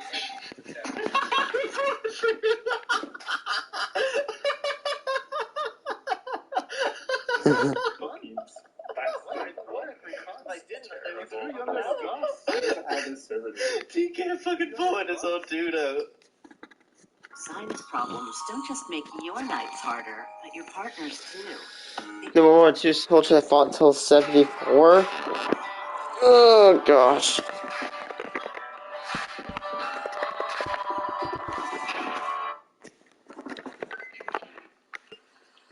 After Japan's surrender in World War II, there were a number of Japanese soldiers who continued to fight a war that was no longer occurring. occurring. Because apparently Japanese soldiers were trained to never give up. They fought till the death. Surrender was merely And if American they'd rather literally kill themselves than surrender.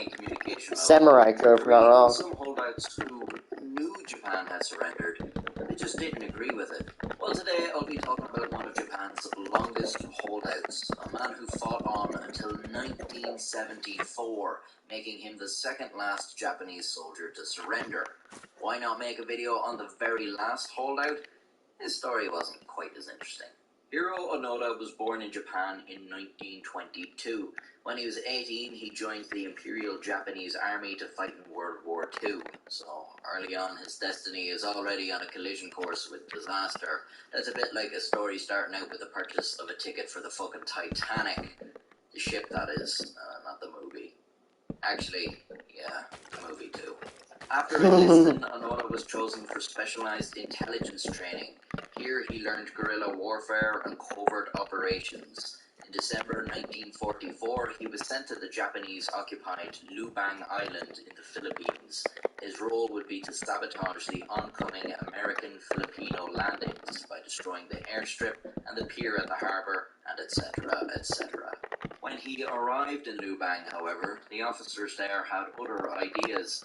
Onoda instead was put to use in the preparations for a Japanese evacuation. So, when the Allies did land in February 1945, they were greeted by not only a diminished fighting force, but a lovely smooth airstrip to land on and an accommodating pier. This allowed the combined forces of the US and the Commonwealth of the Philippines to take the island with relative ease. As the Japanese were busy fleeing or dying, Major Yoshimi Taniguchi gave Onoda his final orders to hamper the Allied forces for as long as possible. It may take 3 years, it may take back for you. Soon after the landing, Onoda and 3 others were all that remained of the Japanese fighting force on Lubang. Private Akatsu, Corporal Shimada, and Private First Class Kazuka. Since he had been promoted to lieutenant, Onoda took charge of the men and they all retreated to the hills. From here, the men conducted guerrilla operations against the military and local villagers. They lived off supplies raided from the locals, as well as wild coconuts and bananas. Something about guerrillas living off bananas is amusing to me. They maintained their uniform, equipment and weaponry and would attack those they suspected of working with the Allies. Japan surrendered in August of that year, but the men were completely unaware for months, until they came across leaflets telling them the war was over. Having been trained to never surrender, Onoda guessed the leaflets were American propaganda, intended to demoralize Japanese forces into surrendering prematurely. Which, I suppose, is a fairly reasonable guess, given that they had no other information to go on, and were tasked with indefinite resistance to Allied forces. What isn't reasonable is to continue with this line of thinking for 29 fucking years, but that's exactly what he did. And the men weren't just hiding away in the mountains either. Like I said, they would attack anyone they suspected of being an enemy of Japan, and got into numerous firefights with the local villagers and authorities over the years. They killed over 30 fucking people. What a fucking way to go, killed by a band of fucking larpers. Over time, more attempts were made to convince the soldiers to stop arsing around playing cowboy in the mountains and return to normal life like everybody else. Leaflets were airdropped as well as letters from the men's families, but they concluded that these were all tricks. And this is what I mean when I say this is no longer a reasonable line of thinking. This is an awful lot of trouble to go to get 4 fucking gobshites to surrender when you could just send up a few lads to take care of them, or just bomb them. The Americans had plenty of experience bombing the Japanese at this point. Private Akatsu possibly possessed more brains than the others because he left the 3 of them in 1949, although even he spent the next 6 months out on his own before finally surrendering to Philippine forces in 1950. For some reason, they never got this guy to go back and tell the others that the war was actually over and they'd spent the last 5 years just murdering random people for no reason. In 1953, the men got into a firefight with local fishermen, and Corporal Shimada was hit in the leg. He eventually recovered until in 1954 the men engaged a search party out looking for them, and he was killed. In 1972, during a raid on local farmers, police showed up and fought with the two remaining soldiers, killing Private First Class Suzuka. For the next 2 years, Lieutenant Onoda fought the war by himself. Not even unreasonable anymore, just absolute madness at this point.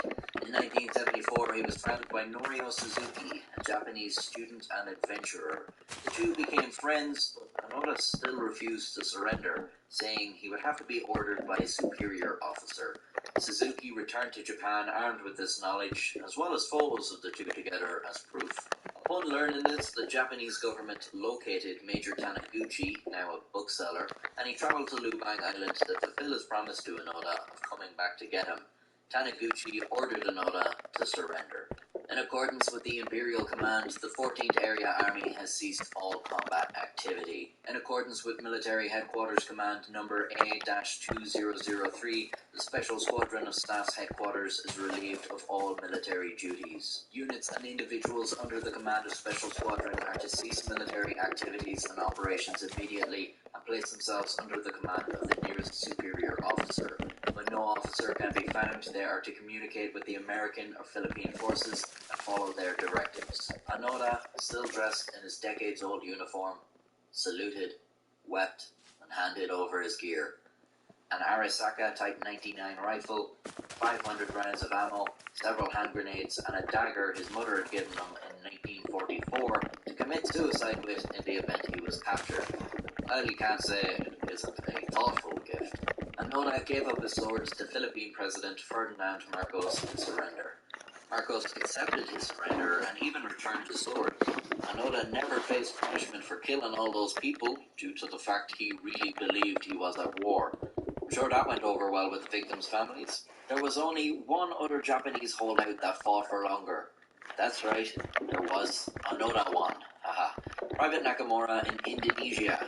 He surrendered later that same year. Hiro Onoda returned to Japan, where he was greeted as a hero, but much had changed from 1944 to 1974, and he was disillusioned with modern Japan and the abandonment of traditional Japanese values.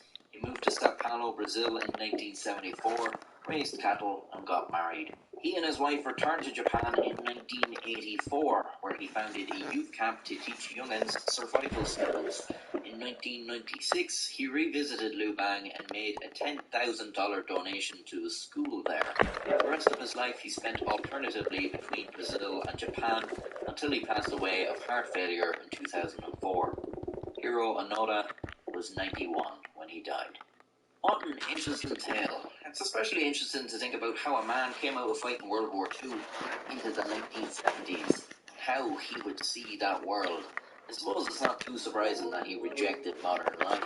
If you came straight out of the 1940s and into the 70s, you'd probably be pretty conservative by comparison. That's unlike the fictional Captain America, who after being frozen in World War II, conveniently awakes in the modern world with the same progressive values as whoever's writing them that week.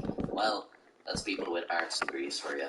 If you'd like to support art that's not made by some tool with an arts degree, consider subscribing to me and following me on Twitter and donating on Patreon. And until the day I move back to LA and become a vapid, empty husk of a human being, I'll continue being miserably cynical. Cheers.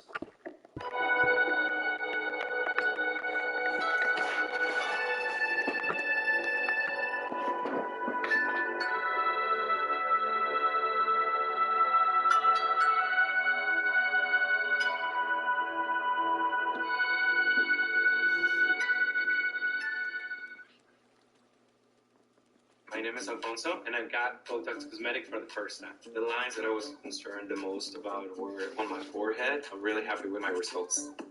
Talk to your doctor about Botox Cosmetic and whether it's right for you. The effects of Botox Cosmetic may spread hours to weeks after injection, causing serious symptoms. Traveling or switching devices. It just works. The Sleeping Prophet? I wonder if this was... We've seen many high-profile so-called psychics throughout the years that flaunt their supposed powers to attain a life of fame and fortune that they often lead as cults of personality. And time again, they are exposed in brutal fashion. How convinced are you that you're going to win $1 million? I'm convinced. I have great confidence in my abilities. Yeah. It looks like you've got one right.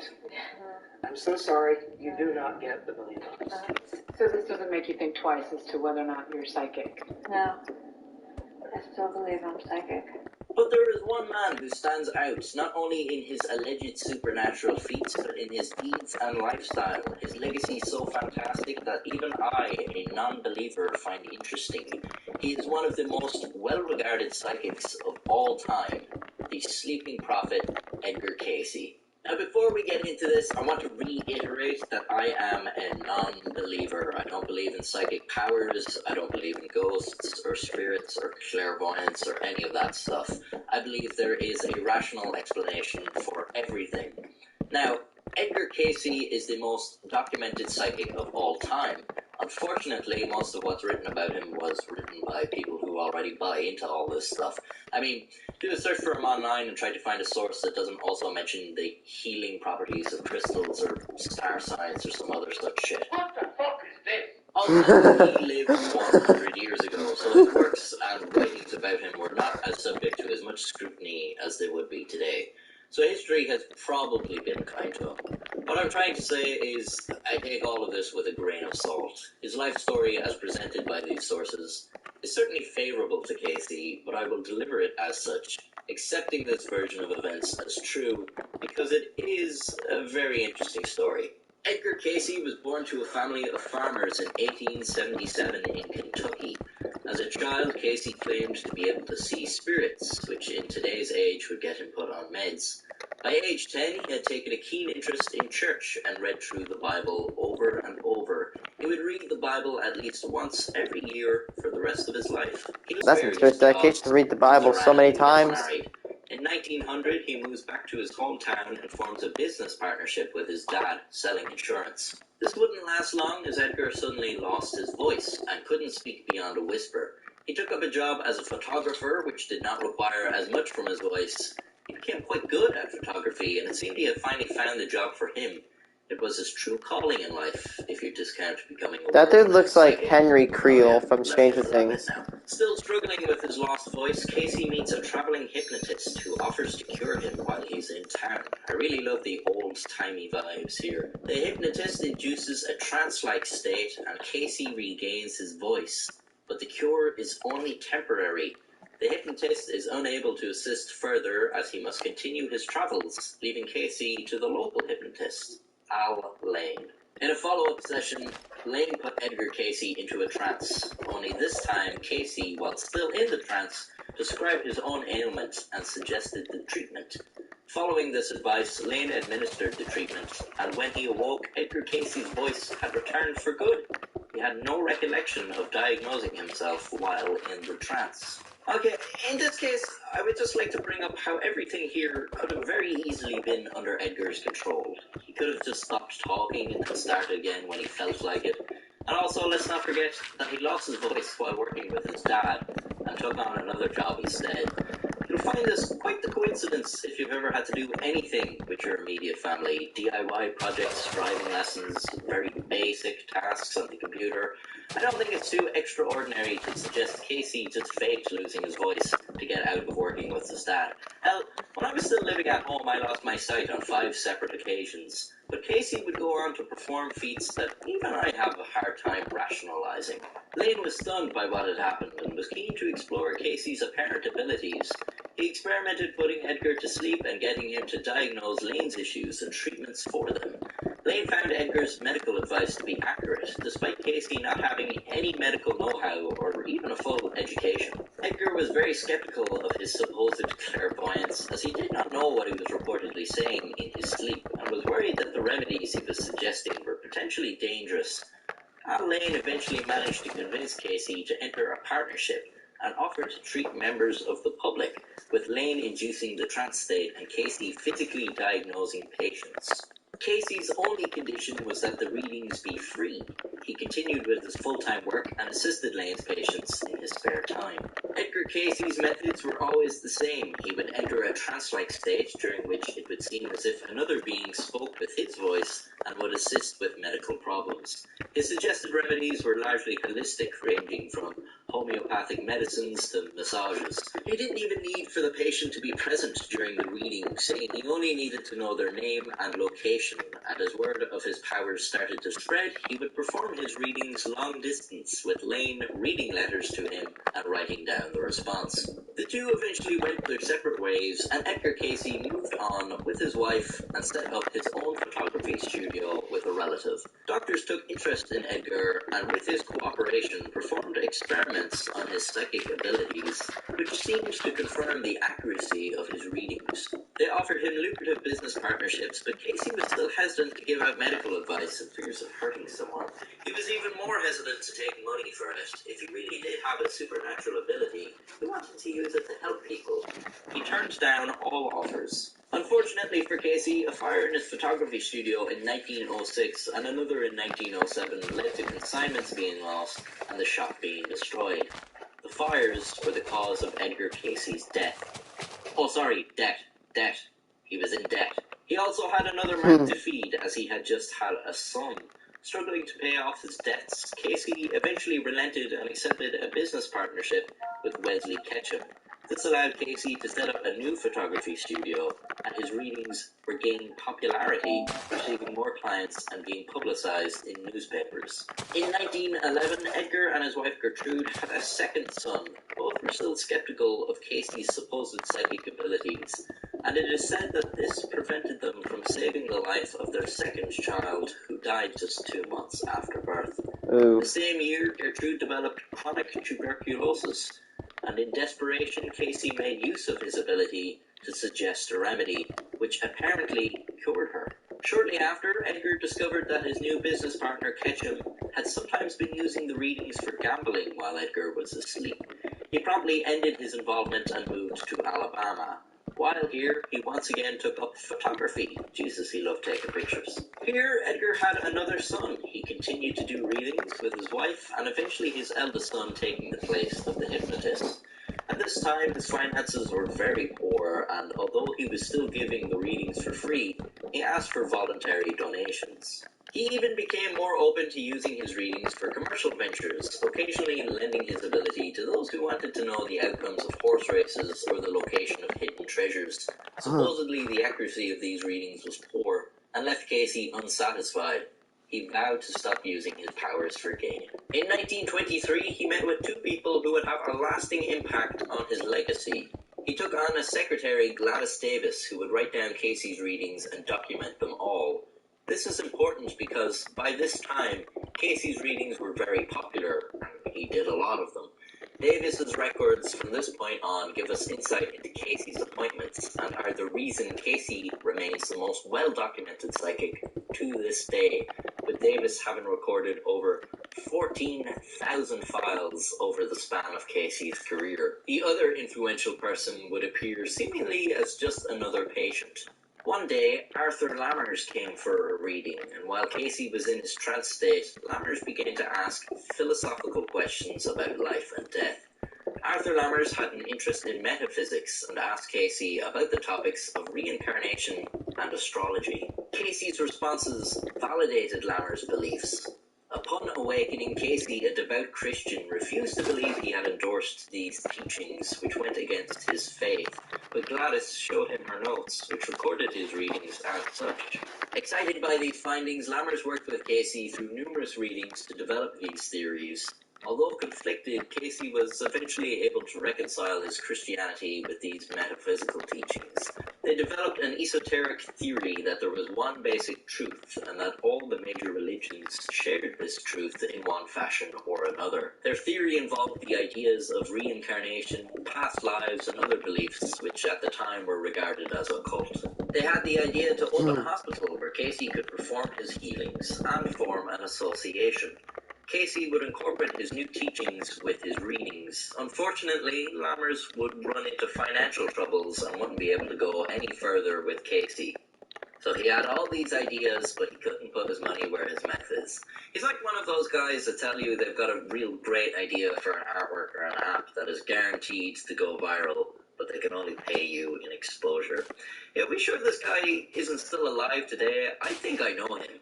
Edgar Casey was undeterred by Lammers pulling out and was able to find funding from a stock exchange worker who shared Casey's vision. And so, the Casey Hospital was built in Virginia, and the Association of National Investigations was formed to manage the scientific study of the readings. By now, Casey was a professional psychic with a number of employees and volunteers working for him, including medical doctors. The hospital allowed for continued follow-ups with patients so that they could record and research the accuracy and effectiveness of the readings and remedies, hoping to be able to compile a knowledge base that they could share with the world. The hospital was very popular and had a waiting list of months in advance. However, the Great Depression hit and funding for the hospital came to an end. The hospital closed in 1931. Despite this, many still followed Casey, and his spiritual teachings on karma, astrology, and reincarnation were becoming as popular as the readings. The Association for Research and Enlightenment was created for Casey to continue his readings and host study groups. Allegedly, the association had around 500 members. By the 1940s, both Casey's son had gone off to fight in World War II. Casey drastically increased his number of readings per day as requests flooded in, with families wanting to know about their men in the war. This took a great toll on Casey, and even his own readings warned that he was taking on too much. And sure enough, Edgar Casey died in 1945 at the age of 67. The Association for Research and Enlightenment is still going strong today, and Casey is still a very well-regarded psychic. And this is just a brief summary of his life. There's a lot more, such as his prophecies, but there's only so many frames of the stuff that I can draw before I want to kill myself. If you're interested, I will leave you to your own research. Of course, I still won't believe in any of this psychic stuff. There are many techniques, such as cold reading, that psychics use that give the appearance of clairvoyance. And while they certainly require a lot of skill, almost anyone can learn them. That may be another video for another time. Even for a non-believer, it sure is an interesting story. It's very unique, too. I've read the profiles of a lot of these guys who gain large followings, preaching some sort of dubious esoteric teachings, from L. Ron Hubbard to Wilhelm Reich. And I have to say, Edgar Casey's life story is by far the least offensive. Where most others use their supposed powers to amass fortunes, act in an obscene manner, and found what are essentially cults. And I mean, hey, look, I do the same. Why do you think I started this YouTube shit? Edgar Casey lived a pretty modest lifestyle. Sometimes he was dirt poor and supposedly often turned down offers and partnerships, which would have been very lucrative for him. Unlike many other supposed psychics, it's hard to make the claim that Casey was maliciously misleading others for his own gain. Was he just deluded and thought pretending to be psychic was really helping people? Was he actually sleepwalking and unconsciously speaking as if he held all the answers to life's questions? Olympic pipeline disaster of 1999. Back to pipeline. We have a big pipeline going to Illinois. Goes just passes straight to the north of Goodfield, Illinois. 2 p.m. on the 10th of June 1999. And a usually quiet and calm forest erupts into a fireball. A teenager fishing by the river and 2 children would die as a result of the explosion, which investigators would later find to be caused, in part, by unnoticed damage caused to the pipeline 5 years before. Although a small death toll, the event would cause over $50 million worth of damage, affecting the local water supply and releasing over 277,000 US gallons of gasoline. The explosion showed the inherent dangers of the fossil fuel supply chain when the transportation of fuel from refinery to shipping terminal is required. Not much can be done about this, as the constant and convenient supply of petroleum is vital to any country's economy. As such, I'm going to rate the Olympic pipeline explosion here 7 on my disaster scale, but here 6 on my legacy scale. This is due to the event not being greatly remembered today.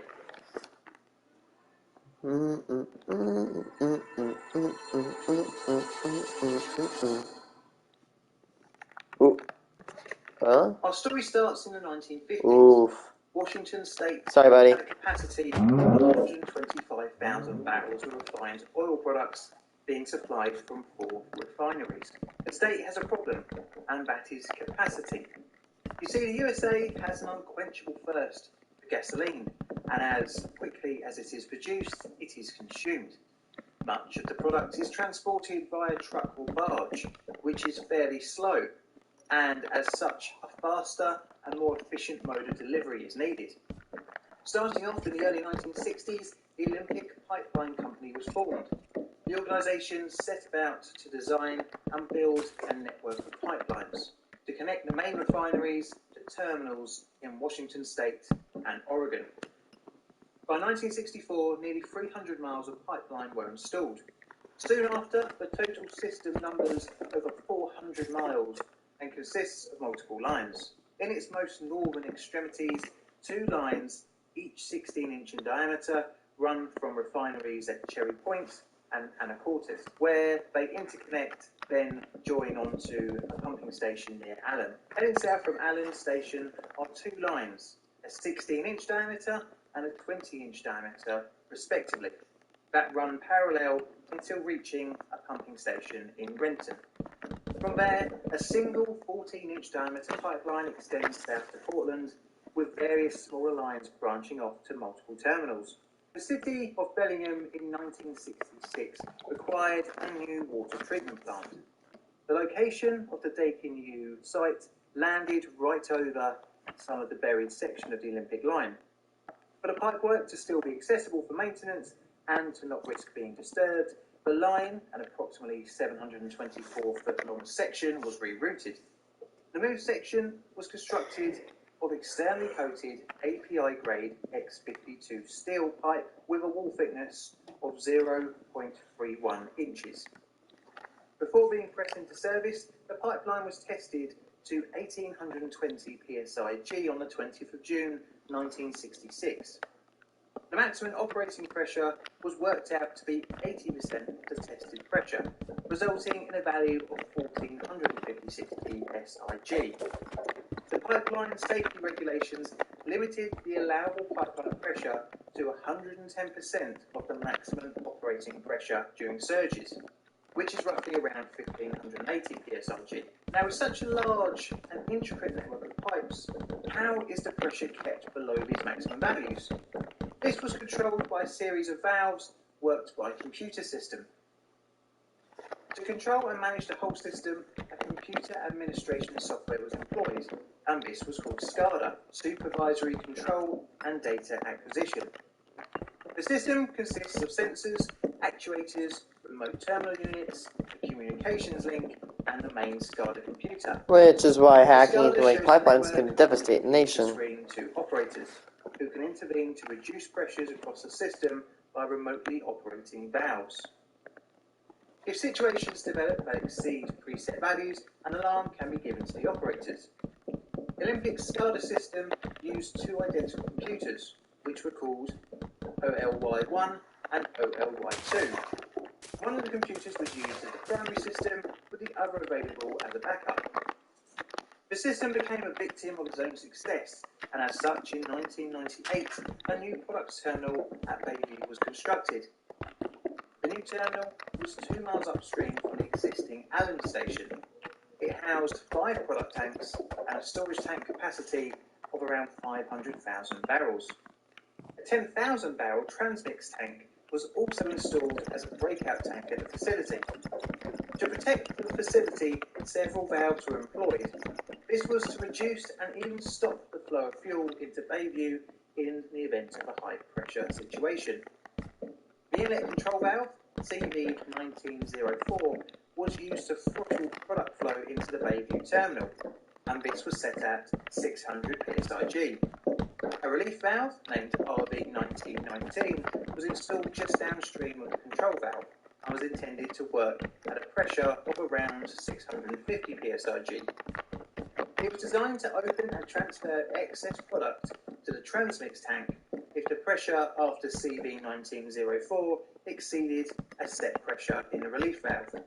Upstream of CV1904 was a receiver manifold arrangement, consisting of 3 motor-operated and remotely controlled block valves, and these also controlled product flow. but were set to close completely if a pressure of over 700 psig was experienced in the facility, thus blocking the whole pipeline upstream from it. These were only intended for extreme circumstances. The system also had another overpressurization prevention system, and that was the pumps at Ferndale having a set limit of 1400 psig, in which if reached, would shut down, reducing the flow of fuel. When the relief valve was installed, the mix-up in specifications meant that RV1919 was set to operate at only 100 psig. When Bayview was opened and the line was repressurised, operators noticed RV1919 opening at 100 psig, even though this was out of spec. The engineering supervisor instructed staff to find out why, aware that the operation of the valve was from a pilot valve and spring that could be adjusted. Thinking it was at its maximum setting and not reading the instruction manual, a new spring was ordered. The manual would have told them that the supplier made two types of valve, a high and low pressure model, both of which used the same spring, meaning replacement would yield no change of operation. Regardless of this, the spring was replaced and the valve was adjusted, allowing the line to be pressurised. This resulted in the inlet block valve closing around 35 times between 1998 and 1999. Ooh. Operators didn't think this was much of a problem. But you see, the inlet block valve is a safety system intended to only automatically step in during points of extreme operating conditions of high pressure. This is what the relief valve is there to do. But Olympic Pipeline did not investigate these abnormal valve operations properly, and this brings us on to June 1999. Want a worry-free way to kill bugs? Zevo traps use light to attract and trap flying insects. No odor and no mess. They work continuously, so you don't have to. Zevo. People-friendly, bug-deadly. When Arby's added bacon to the Wagyu Steakhouse burger, it was like, not bad. Then Arby's... Oh, Arby's. It is the afternoon of the 10th of June 1999. Two controllers operate the entire 400-mile pipeline system from the Olympic Control Room in Renton. In addition to this, an Olympic Pipeline controller, who had been temporarily assigned as a computer system administrator, was also working in the control room. Each controller is in charge of a separate section of the network. Throughout the day, the SCADA system was operating as normal, using computer OLY02 operating as the primary machine with 01 running as a backup. At around 3:10 p.m, the administrator began to note errors being logged on the SCADA system after undertaking database development work. At around the same time, one of the controllers began preparing to stop product delivery to the Tosco facility and start delivery of gasoline to the Harbour Island terminal in Seattle. At around 3:20, the North controller contacted personnel at Cherry Point Refinery and asked them to begin transferring product to the adjacent Cherry Point pumping station. The pressure in the pipeline began to rise. This is normally remedied by starting a second pump at the unattended Woodinville station. This required the controller to issue the command via the SCADA system. The system failed to send the signal, and almost instantly the pressure in the line rose to 1440 psig. The controller responsible for the other sections of the line also noted that their commands into the system had become unresponsive. The administrator attempted to change over to OLY01 computer. At around the same time, the controller phoned the pumping station at Allen to get them to shut down one of the pumps. As the pressure increased, the block valve at Bayview began to close. The pressure sensors in the area recorded a 1494 psig reading at 3:28 p.m. Uncommanded shutdown of the pumps at Cherry Point and Ferndale stations also happened at the same time. With the shutdown of the Cherry Point and Ferndale pumping stations, the 16-inch pipeline was essentially dead from Cherry Point to Renton, with a single pump at Woodinville the only remaining operational unit left. Strangely, just a minute later, at 3:29 p.m, the system recorded the pressure dropping back down to 230 psig. Little did they know that the section of pipeline next to Dakin New Water Plant by the City of Bellingham had ruptured, the very same section rerouted back in 1966. Frantically, the administrator tried to get the SCADA system back up and running, eventually returning to operation on OLY02 at 3:45 p.m. At around 4 p.m, the controller came into the computer room and asked if the pipeline could be restarted. At 4:11 p.m, the inlet block valve reopened at Bayview. At 4:15 p.m, the controller contacted the refinery and asked that product transfer be restarted. At 4:16, the controller started the pump at the Cherry Point station, followed by at 4:17 by starting of a pump at the Ferndale station.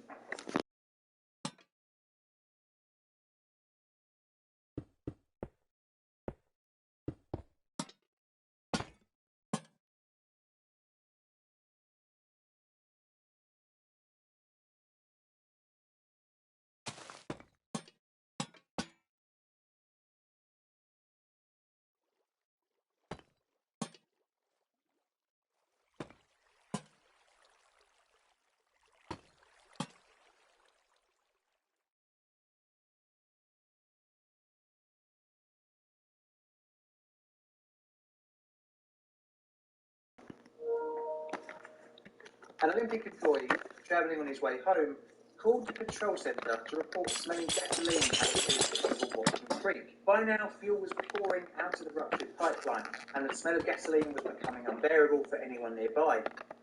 As such, multiple calls to 911 were made by the public. The Watkin Creek turned a strange colour. The local fire department escalated the response to a hazmat-level incident. At about 4:35 p.m, the controller contacted ARCO again and asked that the transfer of fuel be stopped. Emergency responders started cordoning off and evacuating the areas that smelled of petrol. At 5:02 p.m, fire department staff started to see fire igniting in the Watkin Creek, and Bellingham police officers also witnessed the ignition. The fire turned into an explosion, releasing a plume of smoke 30,000 feet into the air. Wow. The temperature was thought to exceed 1,090 degrees Celsius. 3 were killed. Liam Wood, 18, who was flight fishing the creek, drowned after succumbing to the fumes. And 2 children, Wade King and Stephen Zazorvas, both 10, were playing near the creek. Both survived the blast but sustained severe burns, dying the next day in hospital. 8 more people were also injured. Around an hour and a half later, the fire was quelled, with most of the smoke dissipated by 7 p.m. But what was the cause of the event? As high pressure shouldn't have resulted in rupture, especially in a well-established system. The question of why was sent investigators down a very worrying path, in which the way the system was operated and how work undertaken near the pipeline can have a devastating effect. At Accelerate 3D, we use large-size, high-speed 3D printing to help hardware companies bridge the gap. Investigators found that 5 years before the disaster, the Dakin New Water Treatment Plant had undergone modernisation works. Part of the work required excavations near the Olympic pipeline. On the 9th of May 1994, during installation of a 72-inch steel water line that was to cross the line of the 16-inch pipe was exposed. Olympic's pipeline was then covered with material on the 12th of May 1994, with the water pipe placed some 30 inches above it. This work was undertaken under the watch of Olympic pipeline officials. More work was undertaken over the pipeline to install a feed between the existing water pipeline and a new discharge line from the improved treatment site. An Olympic inspector was present, but only for part of the day. More duct and pipe work was installed during the water plant upgrade, with most, but not all the days being witnessed by an Olympic employee. On the 11th of August 1994, several witnesses noted the pipeline being struck 17 feet north of the centre line of the T connection. Although Olympic was not informed of this, personnel coated the area of the pipeline that had been struck with a mastic coating before backfilling over it. When looking at a diagram of where the rupture happened, we can see that the work between the treatment plant and the strike location match up. The pipeline was inspected between 1991 and 1999. and anomalies were discovered in the area of the waterworks, but no remedial action was undertaken. You know, Investigators as found that the usual. construction was due to multiple failures stemming from the initial damage to the pipeline, but the disaster could have been averted with proper investigation into the damage. But the failure goes much deeper than that, as the way Bayview was brought online with the malfunctioning relief valve led to extended times of high pressures within the network, which in turn caused the damaged section of the pipeline to rupture. The warning signs of the block valve repeatedly closing were not rectified by Olympic. This problem was further compounded with the actions of pipeline staff, undertaking database development work on the SCADA system whilst it was being used to control the pipeline, leading to a complete system failure. With the system unresponsive and the block valve closing, pressure surges found the path of least resistance, the damaged section of the pipeline, which resulted in catastrophic structural failure and ignition. Apart from the human cost, property damage was estimated at $58 million, most of it caused by the ignition and fireball. Many nearby buildings were damaged with broken windows, with one house being completely destroyed. The water treatment plant near the explosion site survived, but most of the machinery within was severely damaged. The line was eventually, however, repaired and brought back into service. Olympic reached a $112 million settlement with the victims, and in 2000, the pipeline was taken over by BP, and the company still operates the line today. The area around the rupture and fireball still shows signs of damage, but like all things, nature has done a lot to reclaim and cover the evidence. This is a Painted Book production.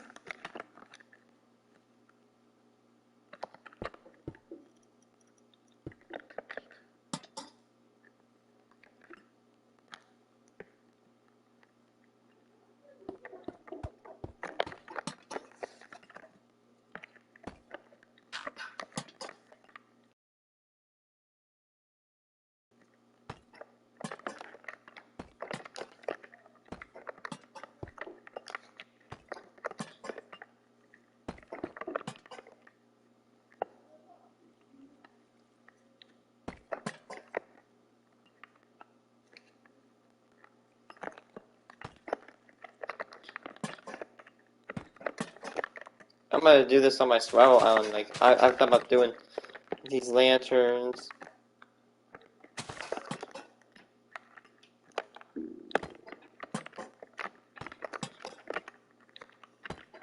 This is turning out way better than I thought it was gonna be. That's actually a really cool cave.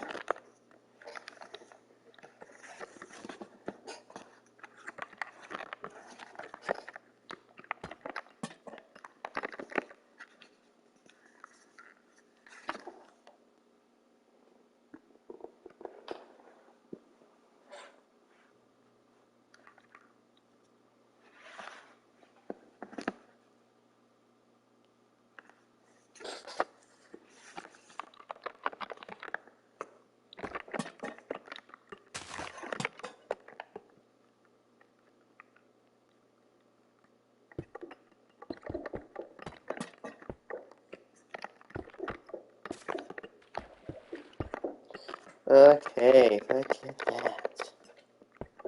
Yeah.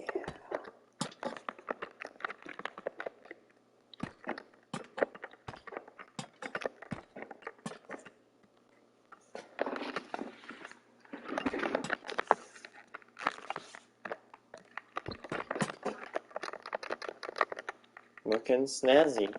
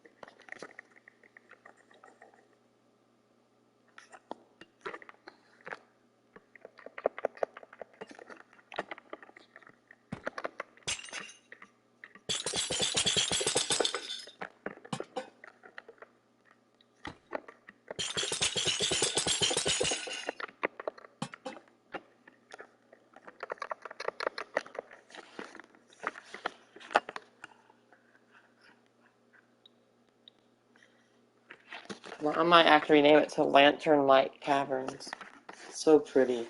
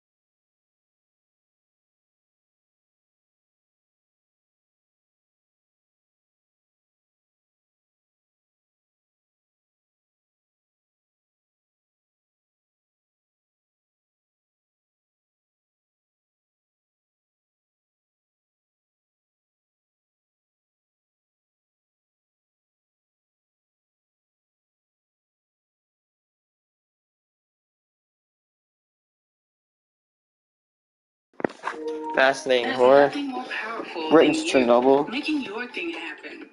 Doing business on your terms.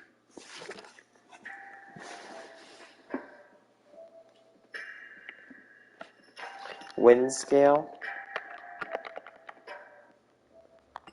On the 10th of October, 1957, a fire broke out at the Windscale nuclear facility on the west coast of England. The flames sent vast quantities of radioactive material billowing up into the atmosphere. It was, and remains, the United Kingdom's most serious nuclear accident.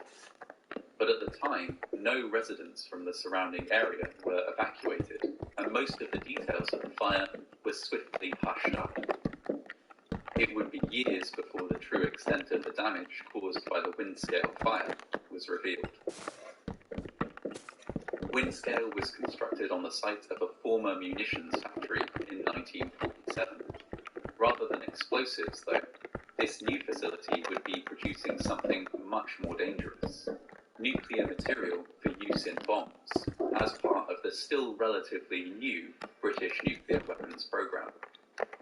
Although Britain had worked with America to produce the bombs which destroyed Hiroshima and Nagasaki, once the Second World War was over, America became reluctant to share its nuclear secrets, leaving British politicians stunned. As they saw it, Britain desperately needed to develop nuclear weapons both as a deterrent to attack from other countries and in order to stay on an even footing with America. Foreign Secretary Ernest Bevin advised the Prime Minister that they simply had to have nuclear bombs.